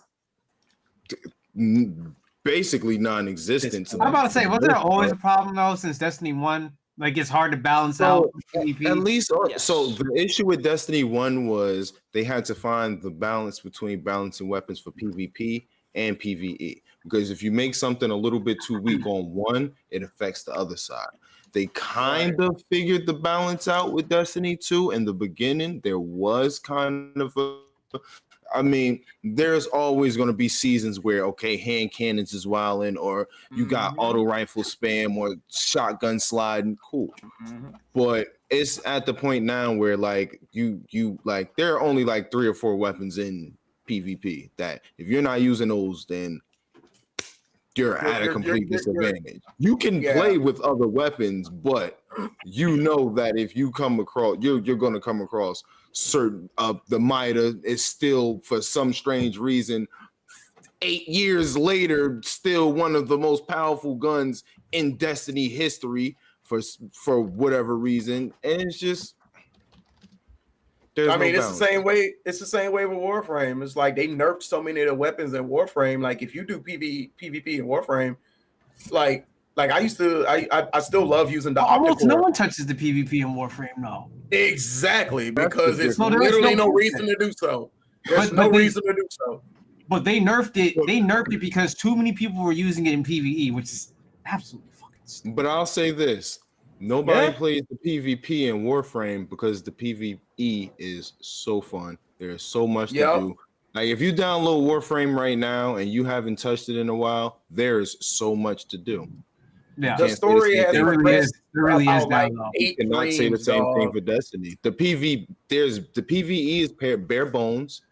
Which okay, let me go play PvP, and then you go to PvP and you getting sniped from a Mida mini tool, and it's just like, Yep. bro, like, there's no fun. Like even with I just the think the other PvE and And go ahead. Don't let me get started on Gambit. Go ahead. I was just gonna say like, but like these are all valid issues, right? So it's like, yeah, like we're sitting here worrying about how we can try and get more MTX, but it's like the overall design philosophy is just flawed. Like from top to bottom. Like when I was working there for a little bit, like one of the things that like always drove me nuts is like I would be sitting there playing. It's like, how are the strikes not more rewarding? Like I feel like going into a strike is just going into like a tumbler and mission. just like there's no rhyme or it doesn't matter what strike I get. It's like, oh cool, this strike's kind of fun, but like there's no special loot rewards for going to a certain strike. There's no special incentives for it. It's just like, here, go get tokens so you can go get this plain ass Vanguard armor that looks kind of meh. So one of the biggest omissions Why you had to that say I token though? strongly that's funny. That I strongly missed in Destiny 1. So I've been a hunter main the entire span of Destiny, to the point where in Destiny 2 I never made a Titan because ill. You know what I'm saying? There was a specific strike in Destiny 1. Well, all for the most part, most strikes in Destiny 1 had strike specific loot. But if you remember in Destiny 1, there was a strike where you had to take on the Scion Flares. And there were 3 different cloaks that they would give. And all of them, they were the three elementals. There was the Void, the Solar, and the Arc. And I ran through this same strike over 300 times trying to get all 3 of those cloaks, because those cloaks were the sexiest things in that game at the time. And when I got that third one to drop, the third one I got to drop was the Solar. When I got the third one to drop, I cried tears because I put in and it was so worth it. It was so worth it. The first DLC dropped, the Crota DLC, they dropped the strike where it was not the Crota, it was the Taken, the first Taken one. It was and it was a shotgun that they dropped. And that became the best shotgun in the game, but the drop rate was so low. So you had to keep farming that strike. And it was worth it when you got it, because it gave you extra distance and reload when you slide. So in PvP, it was a monster. Things like that. It was worth it. Those strikes were worth it. The strikes in Destiny 2, you getting the same reskin gun. And it's just like, bro, why am I even doing this? Because all that pain and blood you went into was honestly, that's how I feel a lot of our games should be structured, because the satisfaction that you got out of grinding that for something that ultimately was well balanced and done and gave you so much more fun even after that. And then you just get straight up disrespected on the fucking redo when they're like, "Oh, hey guys, so we're gonna give you this, and we slapped a skin on it to make it look cool." I'm like, bro, and you gotta had pay me bust my $5 to get a ass. battle pass that you gotta grind through just to get it. Yes, just to get something that you didn't even change functionally. That strike to get the Scion Flare cloaks was free. The strike that came with the paid DLC was free, and that gun that you got was free. The cloaks that I grinded so hard for were free. And the engagement that was given because those things were free was unlimited. So speaking of DLC, I do have a couple of things that I wanted to mention. Ooh. checking this out real quick. Yeah. Go for it. I wanted to get back to real quick the fundamental issues of their structure, right? So think about this. They don't deliver much. They haven't delivered on any PvP in forever, right? True. The strikes aren't as rewarding as they used to be. Nope. Right? Yeah, nope. They have gone from every like DLC drop they have having major story beats and like an actual campaign to follow to being like different kinds of seasonal stuff now. And they still have a problem hitting their deadlines. Yep. All of these things were done to try and make it more manageable to hit their deadlines. I think it's actually quite bad when the president of the company that owns your company is telling you that you're doing your talent that you have is amazing, but you can do things better on the business side of things. Yeah, it's like when a teacher tells you have a lot of potential, you're just not living up to it. Right.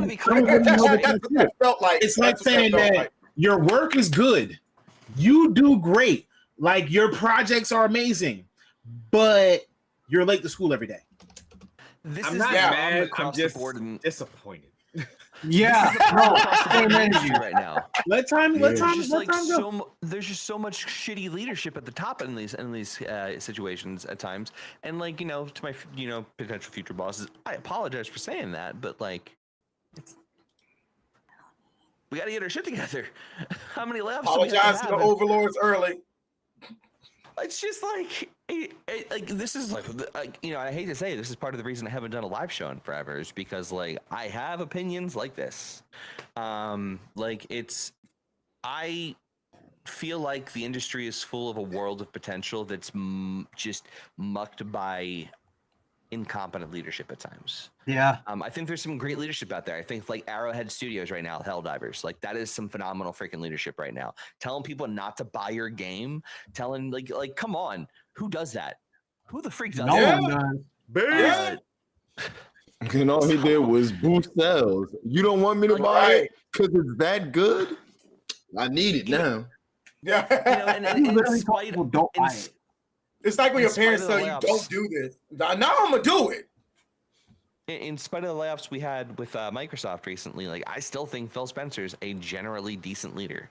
Like I think there are good leadership out there. I just don't think Bungie has it. And we don't know when Bungie Now, might. I think they have I don't leadership think in that Ubisoft does studio either, who could no. probably run things. I want to be clear about that. Like, I'm not saying I think it's entirely absent from the studio. That's not the case. I am sure there is someone there who could pick the reins up and freaking do it better. I'm not even saying I could do it because I don't think I could. It's just the I just don't person think. in I just charge don't right think now they can is either. one. But I feel the same way about Ubisoft though. It's like there's so much potential in what they have, but the leadership No, is it's, like it is the same I thing. have this theory, right? That Ubisoft is ran by like Gremlins? artificial intelligence, and it literally has been stuck at Far Cry 3 and was just like release Far Cry, but with assassins. All right, the IPs that Ubisoft has and does like pains me so much. It's like remember that episode of what was that Family Guy with the dolphins in the tank? Shit under their umbrella, they just don't do shit with it. No, that was South Park. right? But I think Tone was about to say something. Moving on. I was gonna say that Ubisoft has many hits and many misses, and More misses I than think hits. that's not a bad thing. I was gonna say the fact of the matter is that they're not afraid to try. They try to give us some kind of a variety between things like The Division and Rainbow Six Siege. Rainbow Six Siege is actually one of the most successful esports games there is. Yeah. Still being played today, which is Correct. crazy. It's been what, 10 years, 12 years? Yeah. And it's mechanically, it's actually more sound than most other first-person shooters. Don't they More still have interesting tournaments? than Call of Duty, Don't they still have tournaments too? more tactical, more everything. Pro Siege League. Yeah, T-Pain is in it, I believe. It's a great game. Like It is. I think Siege is like for me it's the chess of shooters right now. And I really enjoy playing it. Yeah. It scratches map knowledge. Yeah, it scratches an itch of genre that I haven't had scratched for me since Halo 2, Halo 3. Because like while they're obviously not the same kind of game, I feel like Halo 2 and 3 really rewarded you for having strong map knowledge and having strong communication skills. And I feel like Rainbow Six falls into that same kind of bubble of gameplay. Oh, what's he? You like Krabby Patties, don't you, Squidward? Where did that come from? He had that look on his face like, oh god, he's trying to stir some shit. What's he doing? Bro came out. Sorry, that was one of my favorite episodes where SpongeBob realized that Squidward liked Krabby Patties. He made this face. Your intrusive thoughts are just right in Siege. But yeah, Siege is actually a good game. I mean, and again, if it wasn't for Ubisoft just trying certain things, we wouldn't have gotten the new generation of Assassin's Creed. But at the same time, we also wouldn't have got things like Assassin's Creed Unity, where it had some of the best crowd physics that you could have, some of the best parkour physics in a game to date. So yeah, right. You said the best. So I mean, Watch Dog Legion. Ubisoft is not afraid to go there. You know what I'm saying? We wouldn't have a Watch Dogs at all. Let's be clear, because that's not really something that anybody decided to try until it was like, hey, we should do this. Make it so that you can hack into stuff. Like they try things. Not always successful, but they try things and then they continue to try a little too far. And it's just like, bro, hit the brakes, hit the brakes, hit the brakes, hit the brakes. They had the whole Watch Dogs formula right with 2. And then they were like, no, but it's scaled back. The first trailer was for we're going to give you more people, right? All right. So, speaking of DLCs and news and things that are exciting and whatever, go, Jay, I got a present for you. Talk to me. Spider-Man 2, New Game Plus, March 7th. Thank fuck. What?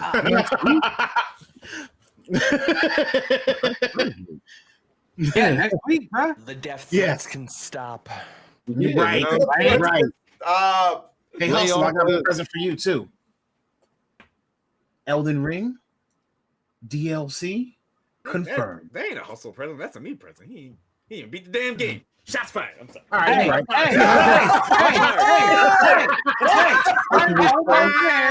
I'm almost there. Because I didn't finish it either. I'm almost there. I'm getting close to it. I got my Elden Ring hoodie somewhere. All right, then. Hustle. Final Fantasy VII Rebirth. Yeah, that's tonight. There you go. Where my present at? Where my present? You play League. You don't get one. Okay. Kind of right. That's in the rules. Damn. The only thing I've ever seen you play is League and Call of Duty. My game. You got Game Pass from me, so No, I can't. Hey, hold on. I play other games. Like, Genshin. Do you? Oh, Hustle. There's another one. Sorry. They're reworking Genji in Overwatch. Really? He will not get a reflect anymore. And essentially his I believe it's not his ultimate, but whatever it is, instead of his reflect, he's gonna actually throw out all of his ammunition. Wait, at the same time. I've seen a trailer. It looks pretty good. They're calling him a tank. Sure. I don't know about losing the reflect though. Like, yeah, that's literally his whole thing. He jumps in, he bye whatever defense end he has. I guess. They all got defense and self heals now. Oh wait, you talking about his the dodge sword? No. It's his No. I know he said he's getting rid of the reflect, but he said the other move that wasn't the ultimate. I think it's his ultimate Dragon Blade. basically what he's going to do is they're adding a move where instead of him throwing the shuriken, he's going to throw all of the shurikens that he still has left over, and it's like a tank killer move. Like I've seen it eat a Reinhardt shield in just one throw. Damn. Yeah. Well, I guess no fucking reason to play Reinhardt again. That's Yo, they just made your tank useless again. Stop following me.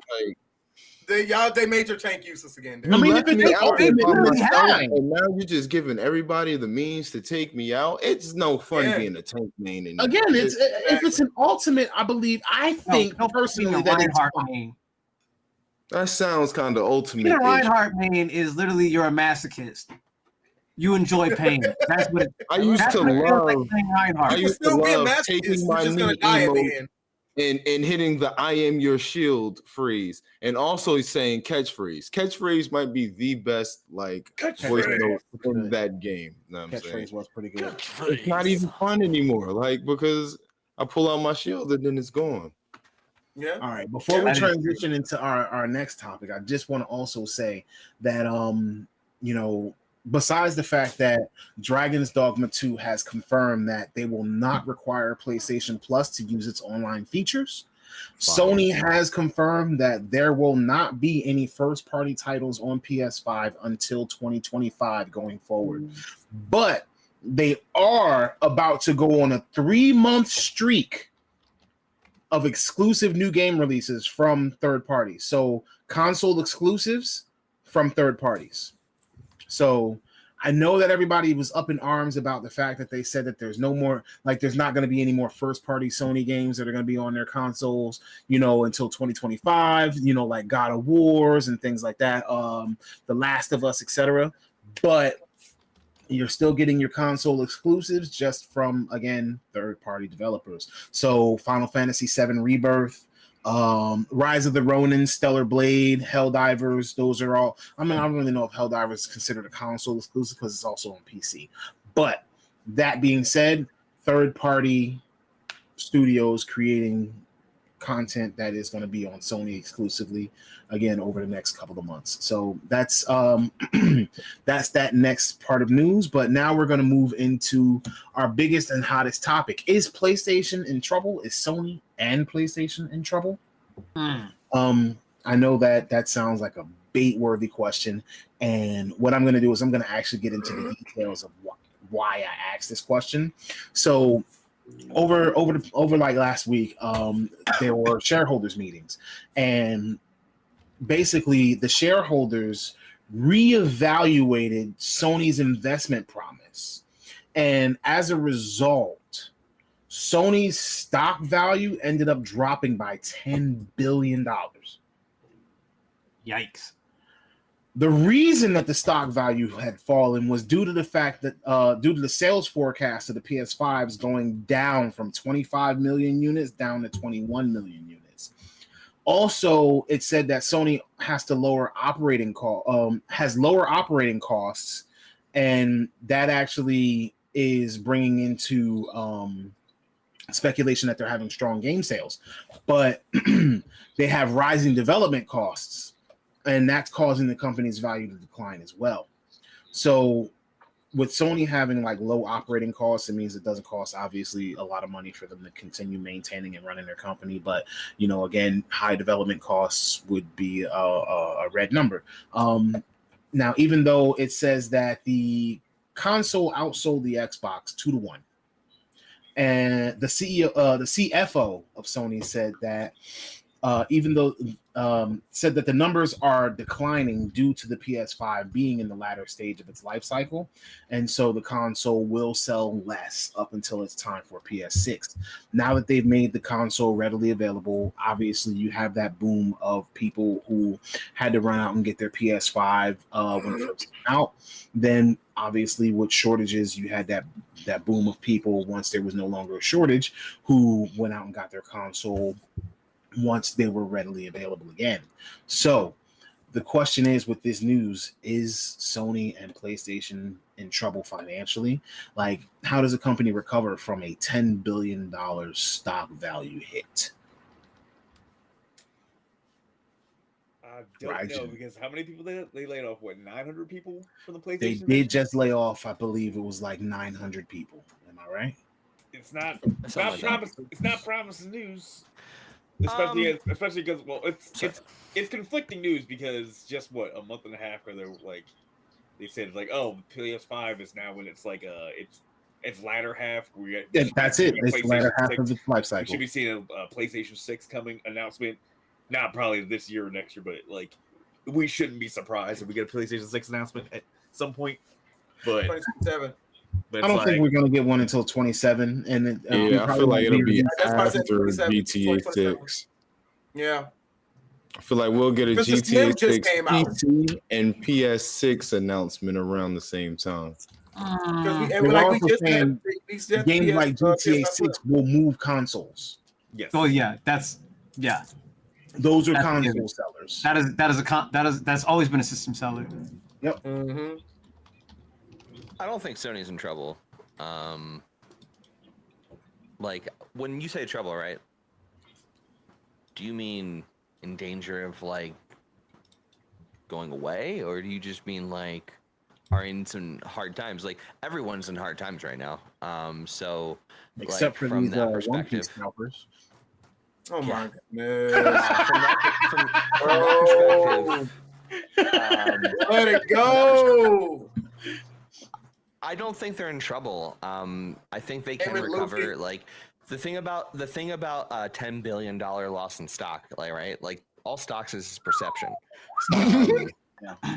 So it's gonna hurt for a little while, and they're gonna have to keep making cuts and stuff.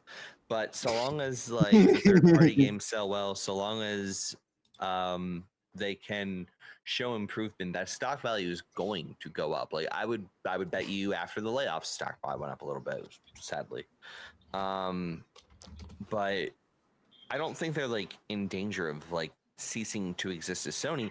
I do think they are in trouble long term because we talked about this earlier. I don't think in my opinion, I don't think that they've put their eggs in the right basket for the future of the industry. Which they did during the PlayStation 3 cycle, PlayStation 4 cycle. Wound up dominating. I feel in this cycle, I don't think they saw cloud gaming coming the way Microsoft did. I don't think they saw the subscription model coming the way Microsoft did, or even Ubisoft or EA at this point. I don't think they saw that coming. So that pivot, I think, is going to hurt them. And then I think they put too many eggs in the live service basket. And I thought you would say the VR basket. I mean, it's hard. So I have a bias here in that I think that the VR is something that will eventually pay off. I think that's way different. The VR thing for me is way different because of the fact that is banking on the future of technology. Live service, right? The average game, if I'm being generous, can take about 5 years from conception to actually having something that's released on the shelf. It's probably closer to 8 to 10 years. And that's assuming you don't get canned during incubation or something like that. So it can take up to 10 years for a brand new game to come out, right? That's 10 years of development costs. That's why 10 years of these numbers, 5 years of these numbers we've gone over this probably 5 or 6 times now on the streams of just the rising cost and rent in these areas, right? 5-6 years development cycles. So I think when you're putting your basket in these live service games, having them fail is an even bigger hit, I think, in some ways, than had you just developed a game that was meant to be completed in a certain time. Had you built a game that was meant to be done in 20, 30 hours, 40 hours. I feel like it is almost certainly a smaller hit when those don't do well than when a live service doesn't do well. Because when a live service doesn't do well, you are now supporting that game with a dev team for a year or two, potentially, before you pull the plug. Right? Whereas you ship a game, it's done, you may have a small sustainment team, but with these live service games, you're keeping a whole ass dev team on indefinitely. Yeah. That's very and true. even to piggyback a little bit off what Tom was saying, even if like you delve deeper into VR, like there are more possibilities that are long term that you can take further than if you were to focus more on live service. So like I don't know if you guys have been to like the VR places. Like there's this place in Jersey called Sector X, like, and they have the different VR games and stuff. Like if Sony was to develop more stuff like that, like where you can bring like a House of the Dead back, or like any of the light rail More live games, amusement. exactly. You have more options there that are more cost efficient, more cost effective than to have to keep server maintenance. And like Tom said, you got to pay a whole development team to continue to develop for this game its entire life cycle, however long that's going to be, where you can just make these single player or these standalone games that you don't have to keep the servers up. I mean, you can just hop on whenever you want, but it's less maintenance that you have to take care of. And you can invest more into the VR than you are into the live service, because didn't they have like 13 or 14 live service games in development, and something like that. Most of them flopped or fell through? Like that's wasted time and money right there. That could have been focused on a single player game that could be like 15, 20 hours that you can sell for half a premium game that will blow up. Cough, cough, Helldivers. You know what I'm saying? Yeah, Helldivers is a live service game, but it's a smaller game that took less and it cost less to make, and it was less of a risk. They made it on an old outdated engine. But it brought a big payout though. A huge payout. Yeah. As opposed to you taking these bigger risks, let's focus on this big live service game with this. It's always going to come back to Suicide Squad for me. I'm sorry. You know what they should have done? You know what I mean? And yeah, that's not strictly Sony, but same vein. Sony actually focused on one that was a smaller version, and it hit for them. When you focus on these smaller games instead of putting all your eggs into, okay, let's just do all live service. Let's focus on one live service game. Oh, I'm gonna tell you what can help Sony. I think I already said this earlier. Instead of laying off the 900 workers that work on PlayStation, start laying off people in your movie division, like the people who worked on Madam Web. Start laying off the people who worked on who are working on Kraven, and the rest of this really dumb Sony not Spider-Man universe where we're making Spider-Man movies that don't have Spider-Man in them, and they underperform because no one wants to see Spider-Man based movies without Spider-Man. How about we do that, Sony? Damn. Yeah. Damn. I might even be too hard on the live service part of it. I had to say it. You felt that one. You felt that one. It would be nice if they did that. The Madam Web ones and the Kraven would be nice. Focusing on the games side of it. Let me be clear. We don't want anyone to lose their jobs. Except for the people Unless you who work on Madam Web. Yeah, I'm pretty sure they mean that. No. I don't. But Unless they do. you greenlit that movie to be released in the state that it was in. No, I'm not too mad at the people who worked on it. Hey, maybe they was like, hey, this ain't ready. And then somebody was like, put it out anyway. And they were like, but we didn't even fully do ADR. And they were like, well, we'll put it out anyway. The effects aren't, put it out. You know what I'm saying? I'm with Eric on this one. You know what that reminds me of? No.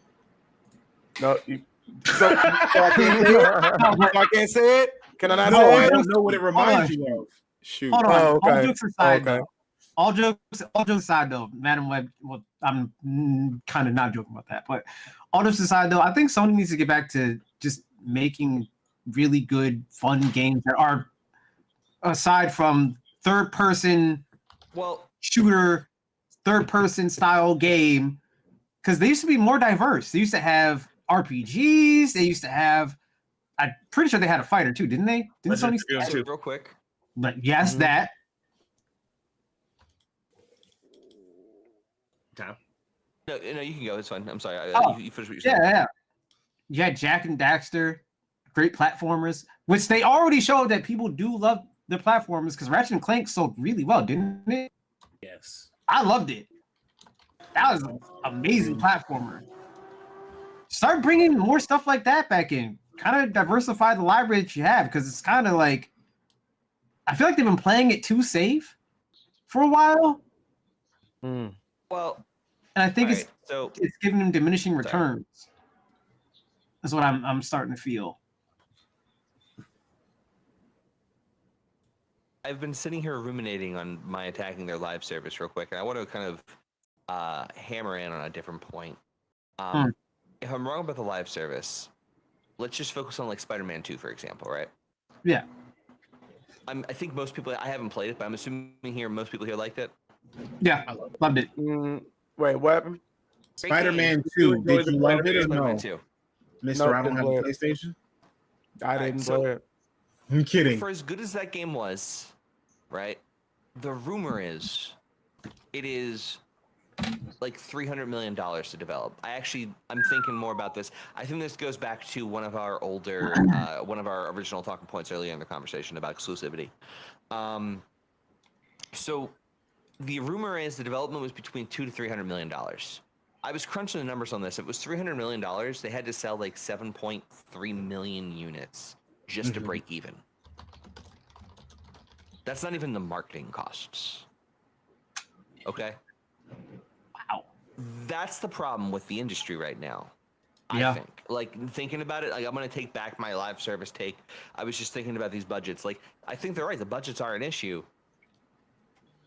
Be it a live service game or just a standard-ass AAA game, like, I feel like it is really hard right now to make a game that's AAA quality in that $200 million price point, it feels like, for these big studios, because they build big teams.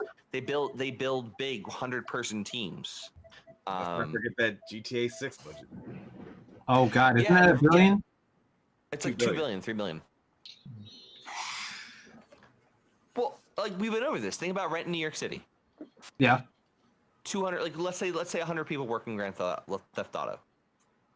100 people rent in New York City, living comfortable as engineers and like artists. These people are making like 150 a year, maybe 90 is the baseline, but like probably 90 to 100,000 a year has got to be the average there in compensation. I would say it's probably closer to 150 in total compensation. Let's not forget, because GTA 6 does take place in essentially Miami, they go down there and they take photos, videos, archive a whole bunch of shit. That's part of art. But now, I might be wrong there's with a budget to that, though. It could be less. But there's a budget to that, though. Yeah, but what I'm saying is that's still part of development. That's part of art. Yeah. You know, that's still part of the expected budget. But that's what he's saying. Like all of it's that all research they do, umbrellaed under cost R&D, right? Yeah. It's all umbrellaed under R&D, and you got a budget for R&D. R&D, the licensing. Like, there's so much that goes into making these games that increases the budget between, like, licensing for music, having to pay voice actors, having to pay script writers, you name it. There's so many small... You have to pay the city as well to record in those cities, too. Oh, yeah, you do. Right. So, like, there's so much that goes into the development costs. Like, and that shit ain't cheap.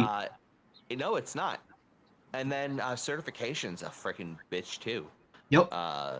Oh yeah, that's why one of my I was gonna be doing it after I get off work, but they just built a blood bank like right across the street from my job, and they just told us that it's never gonna open. It's completely built, lights, water, they got everything all done, all the way down to like furnishing it and the freaking sprinkler system. Because all of a sudden, because somebody pissed somebody off downtown, and now they said they're not going to open it. So they have a completely done building all the way down to the sprinkler system. And a lot of that shit is super shady. That happens in my city all the time. Like, someone knows someone who works at the city hall, and then that someone gets some shit shut down. Hey, Token. What? We'll talk about that off stream. There's a whole thing going on right now. You going to go donate stuff? You going to go...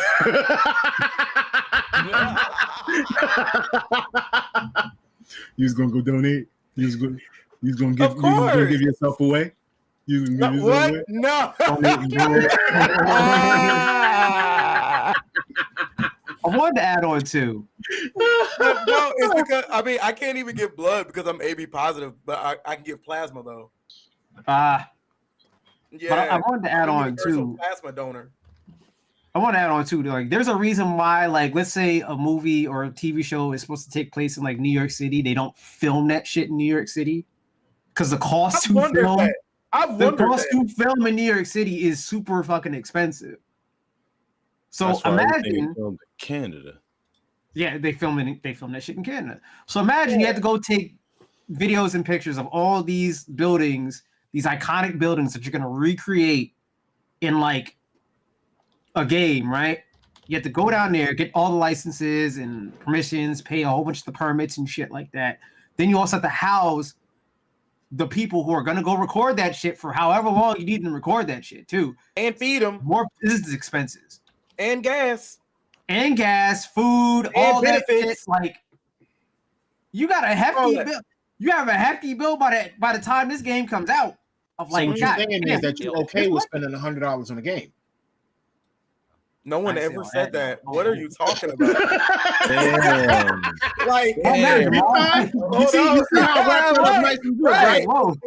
so this is where I was going earlier when you were asking about the vacuum thing, because like I think realistically speaking, I think what probably needs to start happening is that developers start figuring out what their game can realistically hit based off of like other things, and start pricing their games based off of how many units they think they can sell. I think that we need to start doing that as opposed to standardized pricing of any kind. I think that the competitive advantage in the market should be if you can create a game that's fantastic under budget, you can sell it for less. So how much do you think GTA 6 should cost? 120. What? 120 to 140, easy. Done. So while I don't agree, that's what the CEO of Rockstar was I understand why. Because that would be hours that you're putting into the you'd game. be paying a premium for a premium game. That GTA 6 is going to be a premium game. It's going to be a game in this current market. I want to be clear about that. We're talking about if things were priced appropriately, it'd be about $140. Because like he's right. Like the time time spent. Like you need to tell me, right? All right, so $140. Let's just look at movie tickets. Let's even go cheaper and go like a decade ago movie tickets, $10 or something, right? So do you think you're gonna get at 14 hours? So I think that 10 times 14 is 140, simple math, right? Do you think you're gonna get 10 hours of gameplay or 14 hours of gameplay rather? From GTA 6? Yes. Yeah. At least like 40 hours of gameplay. So like minimum. Do you think $10 an hour would be fair? Do you think $5 an hour would be fair? Do you think you're gonna get 28? Do you think you're gonna get 28 hours of gameplay out of it? Do you think you're gonna get 100 hours of gameplay? Do you think $2? Do you think like $1.40 an hour would be fair? Okay, I get that. But you know what's funny? But you know what's funny though is that we actually have had an instance in which games were priced at that same price point, which is exactly what you were talking about. Like, okay, so we're going way back. We're going to like, what is it, the 80s or is it the 90s? When the Neo Geo came out. I remember that one. Yeah. The game was like $160, $180 because it was literally the same technology that was in the arcade cabinets. And that thing did not sell at all because the console itself was also, I believe, it was like what, $600? $600 or $700, some crazy price, right? 600 on release. 600 on release, and the games were how much? In that market, terrible. It was like 100 and at least 100 and Well, yeah. Also because the game cartridges were like right. Yeah. 2 feet by 3 feet. Well, I mean, the Jaguar did the same thing. It bombed. Yeah. And that bombed too. That's what I'm saying. And that's why it's like it sounds nuts. Like it sounds absolutely nuts when they say $140, and like I get it. Like I wouldn't want to pay 140 either, but like that would probably save the industry. Like it would probably be the right call. Like if we can't, all right, so like let's just do some basic math here. Is there anything the game industry can do to stop rent from going up? No. No. Okay, so Not a do single you think one game of us devs? can Do you think game devs need to be able to afford rent in the places they work? No. Yeah. Okay. Yeah. I still say we are not about to throw inflation and be like, No. I believe that everybody should be able. Here's my thing. I believe that everybody should be able to afford at least a roof over their head, bare minimum. But I want When to they have say a job. that I also think that they should stop jacking the prices. I think they should stop jacking the prices up too, but like, there's nothing I can do. Like, But again, in the there's meantime, sure, yes, they should be able. But like, why my in rent the price games going up? industry But my case- well, in the games industry case, it's not even so much as the price is going up. Like, it's just like, Oh they no, I need to meant stop bread being. prices. Yeah, bread prices. Like the games industry needs to just stop being a unified price and start like what Helldivers and Pal World are doing. We need to start having more games out here willing to just start charging different tiers. If a game, it sucks because like I want people to have as much ability to buy games as possible. In my perfect world, they'd all be $40. I mean, but it feels bad when I pay $70 for a game that I'm going to get 8-9 hours of gameplay out of. I hate it. I hate how expensive games are, but the reality is, like, Luxury tax. the only other alternative here, in some cases, and this is my other point, the only other point here is if we're not going to raise the price of games, then Sony, like, we can't have console exclusives. You can have some console exclusives. Going back to what I was saying earlier.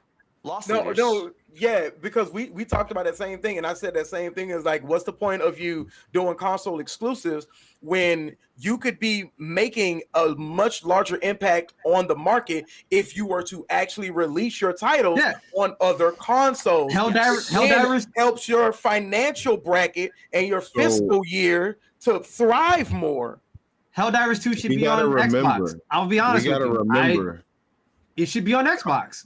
Console exclusive come from an era of Sony and Microsoft trying to sell consoles. Yep. The landscape isn't that same way now anymore, to where Microsoft is openly saying, "Yo, we don't care about selling consoles." But Sony needs those consoles because Sony hasn't delved deep into cloud gaming as Microsoft has. Microsoft got ahead of the game with that. You got to also remember that. What else does Microsoft do? A lot of other stuff. Everything. Computers. Windows. No, they make hardware too. Windows is on almost every computer. Phones. Fucking laptops. I'm telling you, desktops. I mean, Sony does this stuff too, but Sony is OS. hardware. They're Sony literally gaming and Spider-Man. I'm telling you right now, I believe strongly Microsoft is going to surprise people and come out of right field or left field rather with the VR space. They've been cooking probably. So I have a vision for a world of Microsoft where like the Windows experience becomes this thing where it's kind of like a VR space of kind, like not a VR space, but I feel like they're going to have like this kind of space where everything's going to be kind of connected. Eventually.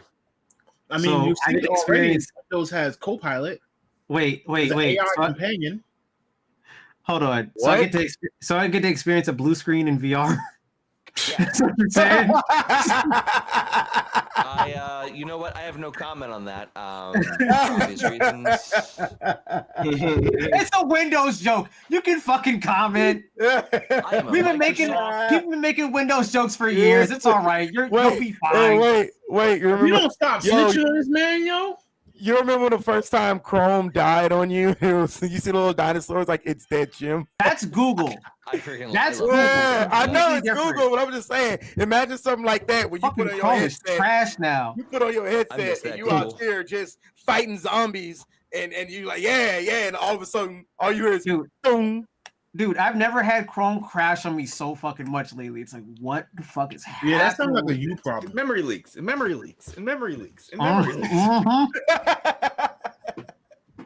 use Chrome every day. Me too. My Chrome ain't, bro. I leave my Chrome. I leave 3 Chrome like actually. And they broke YouTube for like 2 days too. Tabs. That's why you don't have no RAM. Who? Between you I leave have 32 Chrome gigs. open I'm all good. day and all night. You leave League of Legends open and Call of Duty open all the time, and you wonder why your computer is always on the verge of dying, and why your room is so hot all the time. Because you got a RAM. Your graphics card is always on full tilt. You might as well be mining cryptocurrency. Oh shit. Yo, Dad, the amount of usage your computer gets, and you ain't even mining crypto, bro? Like, what the fuck are you doing? Computer, bro, Bay gets used, all right?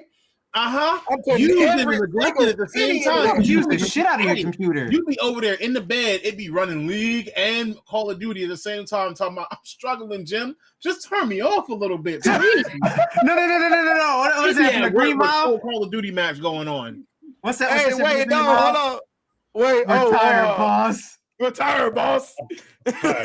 I'm tired, boss. That's his computer. Tired, boss. Wait, I'm tired of this, Grandpa. That's too damn bad. You keep on running. I'm about to call 911 on him for his computer. I'm worried for his computer right now. Wait, you know what's bad though? You know what's bad though? Whenever I do actually start closing shit, like closing windows and applications, you hear just like sigh relief. no.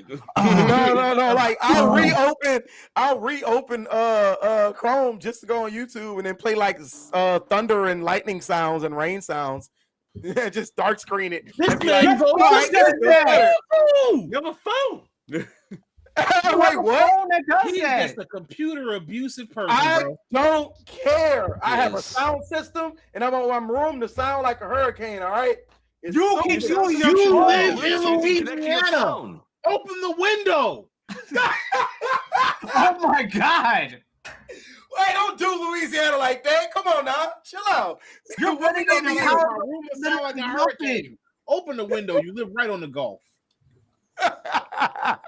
No, you're literally running up your electric bill for no reason. Hey, actually, no. Listen. I literally did just look at my electric bill while I was at work. My bills went down like $30. Because you got sick and actually turned stuff off?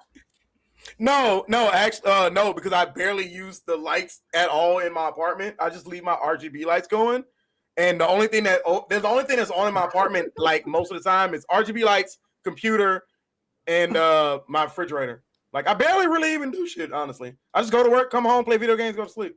And leaves his computer on the entire time, by the way, too, people. Yeah. And hey, I'm doing better. I'm doing better Louisiana weather. I'm doing better than most people, all right? Most people light bills are like $200-$300. Ask me this. Answer me this. Like, how hot is your room when you get home? Not very. Right. I'm chilly right now. He don't like cold rooms anyway. No, I love cold. Like I leave my AC, with the wind blowing straight in this thing. No, I leave my AC on like 64. While you're at work, bro. He leaves his AC. I love a cold house. That's why you have $200 fucking electric bills. Wait, my electric bill is like 102. That's why your bill's 102. That's your AC going all the time. Dude, 102 is good here. Like you got people here that average like $340 light bill. This motherfucking bro, Jesus Christ. I'm not gonna lie, I didn't realize how much my TV was costing my power. Oh my God. Bro, what is your light bill? Mine is usually like before my No, you go ahead. Hustle. I meant hustle. Before my TV bill was almost $200 a month, but now it's down to like 120, 130. See? Are you a homeowner? I can help you with that. I'm an apartment renter in SoCal. Exactly. I rent an apartment. What the fuck do I care? I rent an apartment too, and my shit's like $60 when it's not winter time. California energy grid. Right. Because I usually only keep it down to like one room. Sir, I could only have one room. Apartment just about, and it would still cost me damn near $100. Yeah, that's wild. Just the AC.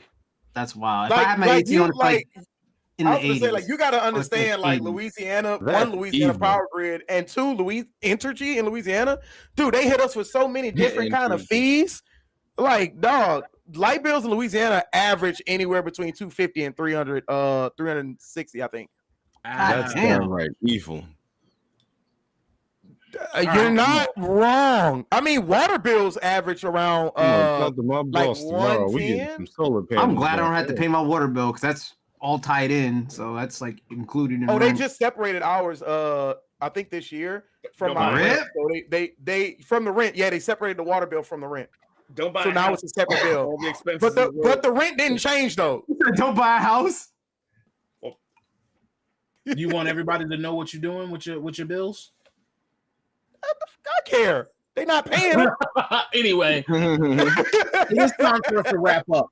So I had to. I saw that, and I thought you were like, I don't know, like waving a mosquito or something. Like I didn't know what was going on. Like mosquito in February. I mean, again, like, I'm in the South. Like 65. They're days. everywhere. They're everywhere right now. So anyway, I just want to take the time to thank everyone. I want to also say, number one, happy Final Fantasy Day, because tomorrow is going to be Final Fantasy Rebirth.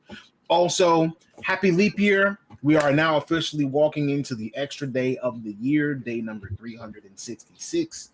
Can I say something about this day real quick? Go for it. Okay, so 2 days ago, February 27th, my wife went into active labor. She was supposed to have the baby that day. She didn't. She's technically still in active labor right now. I might have a leap year baby. Oh shit! Congratulations! Congratulations! Congratulations! Thank you. Tell her to hold off for another 3 hours, and then she can go right on that head. Do not tell that woman that shit. This way, she will kill you.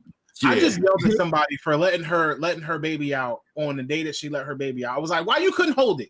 She was like, "It's not that easy. It's not that easy. You ever try to hold something that wanted to come out?" Yes, I have.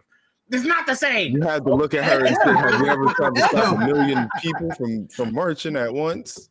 But anyway, congratulations, big dog. I really do hope that she has a successful, healthy labor and delivery, and you know, that you have a bouncing, beautiful baby. Congratulations.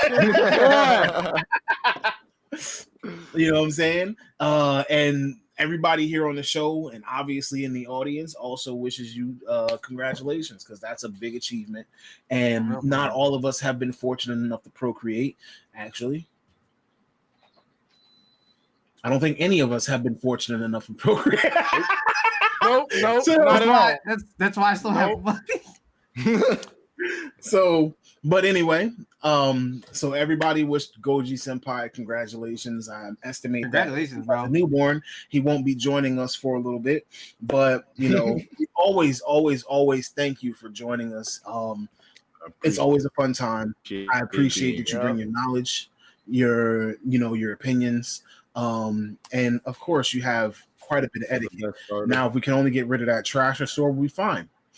Kill it with fire. Hey chat, somebody send Goji a baby Pokemon onesie. Wait, hold on. Everybody needs to send Goji Bulbasaur onesie. Another thing, something I just forgot about the Pokemon Day announcement. So I don't know if any of you are trading card Pokemon TCG heads. There has been this thing with the cards that fans have hated for the entirety of the TCG's lifestyle. The Pokeball opens the wrong way. After 25 years of TCG, they are finally correcting it. The new cards will have the Pokeball on the back opening the proper way. I've never noticed that. Me neither. Wait, I mean, they always face the wrong direction. Oh, but you mean okay? Do you see the middle part, right? Yeah, the opening button is supposed to be on the top. It's supposed to be on the top. Huh? Yo, I've never noticed that. So they're finally changing that. The newest cards. So bad. There she go. There she is. Mask on. Subscribe for Cat. Yeah. But yeah, please not the subscribe upcoming for Cat. Cat, but we're Anyway, getting the right. So I want to thank you all for joining us this week as we talked about Sony and we talked about all of these new games, and I hope that you're excited about all of the things that we have coming up this year, because I'm sure there's going to be tons of new games and we're going to have tons to talk about. So again, thank you for joining us. I hope you guys have a great week, and I look forward to seeing you next time. In the meantime, I just want to leave you with our nice catchphrase that, remember, when you have a goal, if you want to achieve it, sometimes all you got to do is press the start button. And we hope that you have a great week. Enjoy. Peace. Later, y'all. And also thank you to the JKB community for coming out for us. That was Absolutely. Yeah, thanks, JKB. great. I don't see y'all. Thanks, done.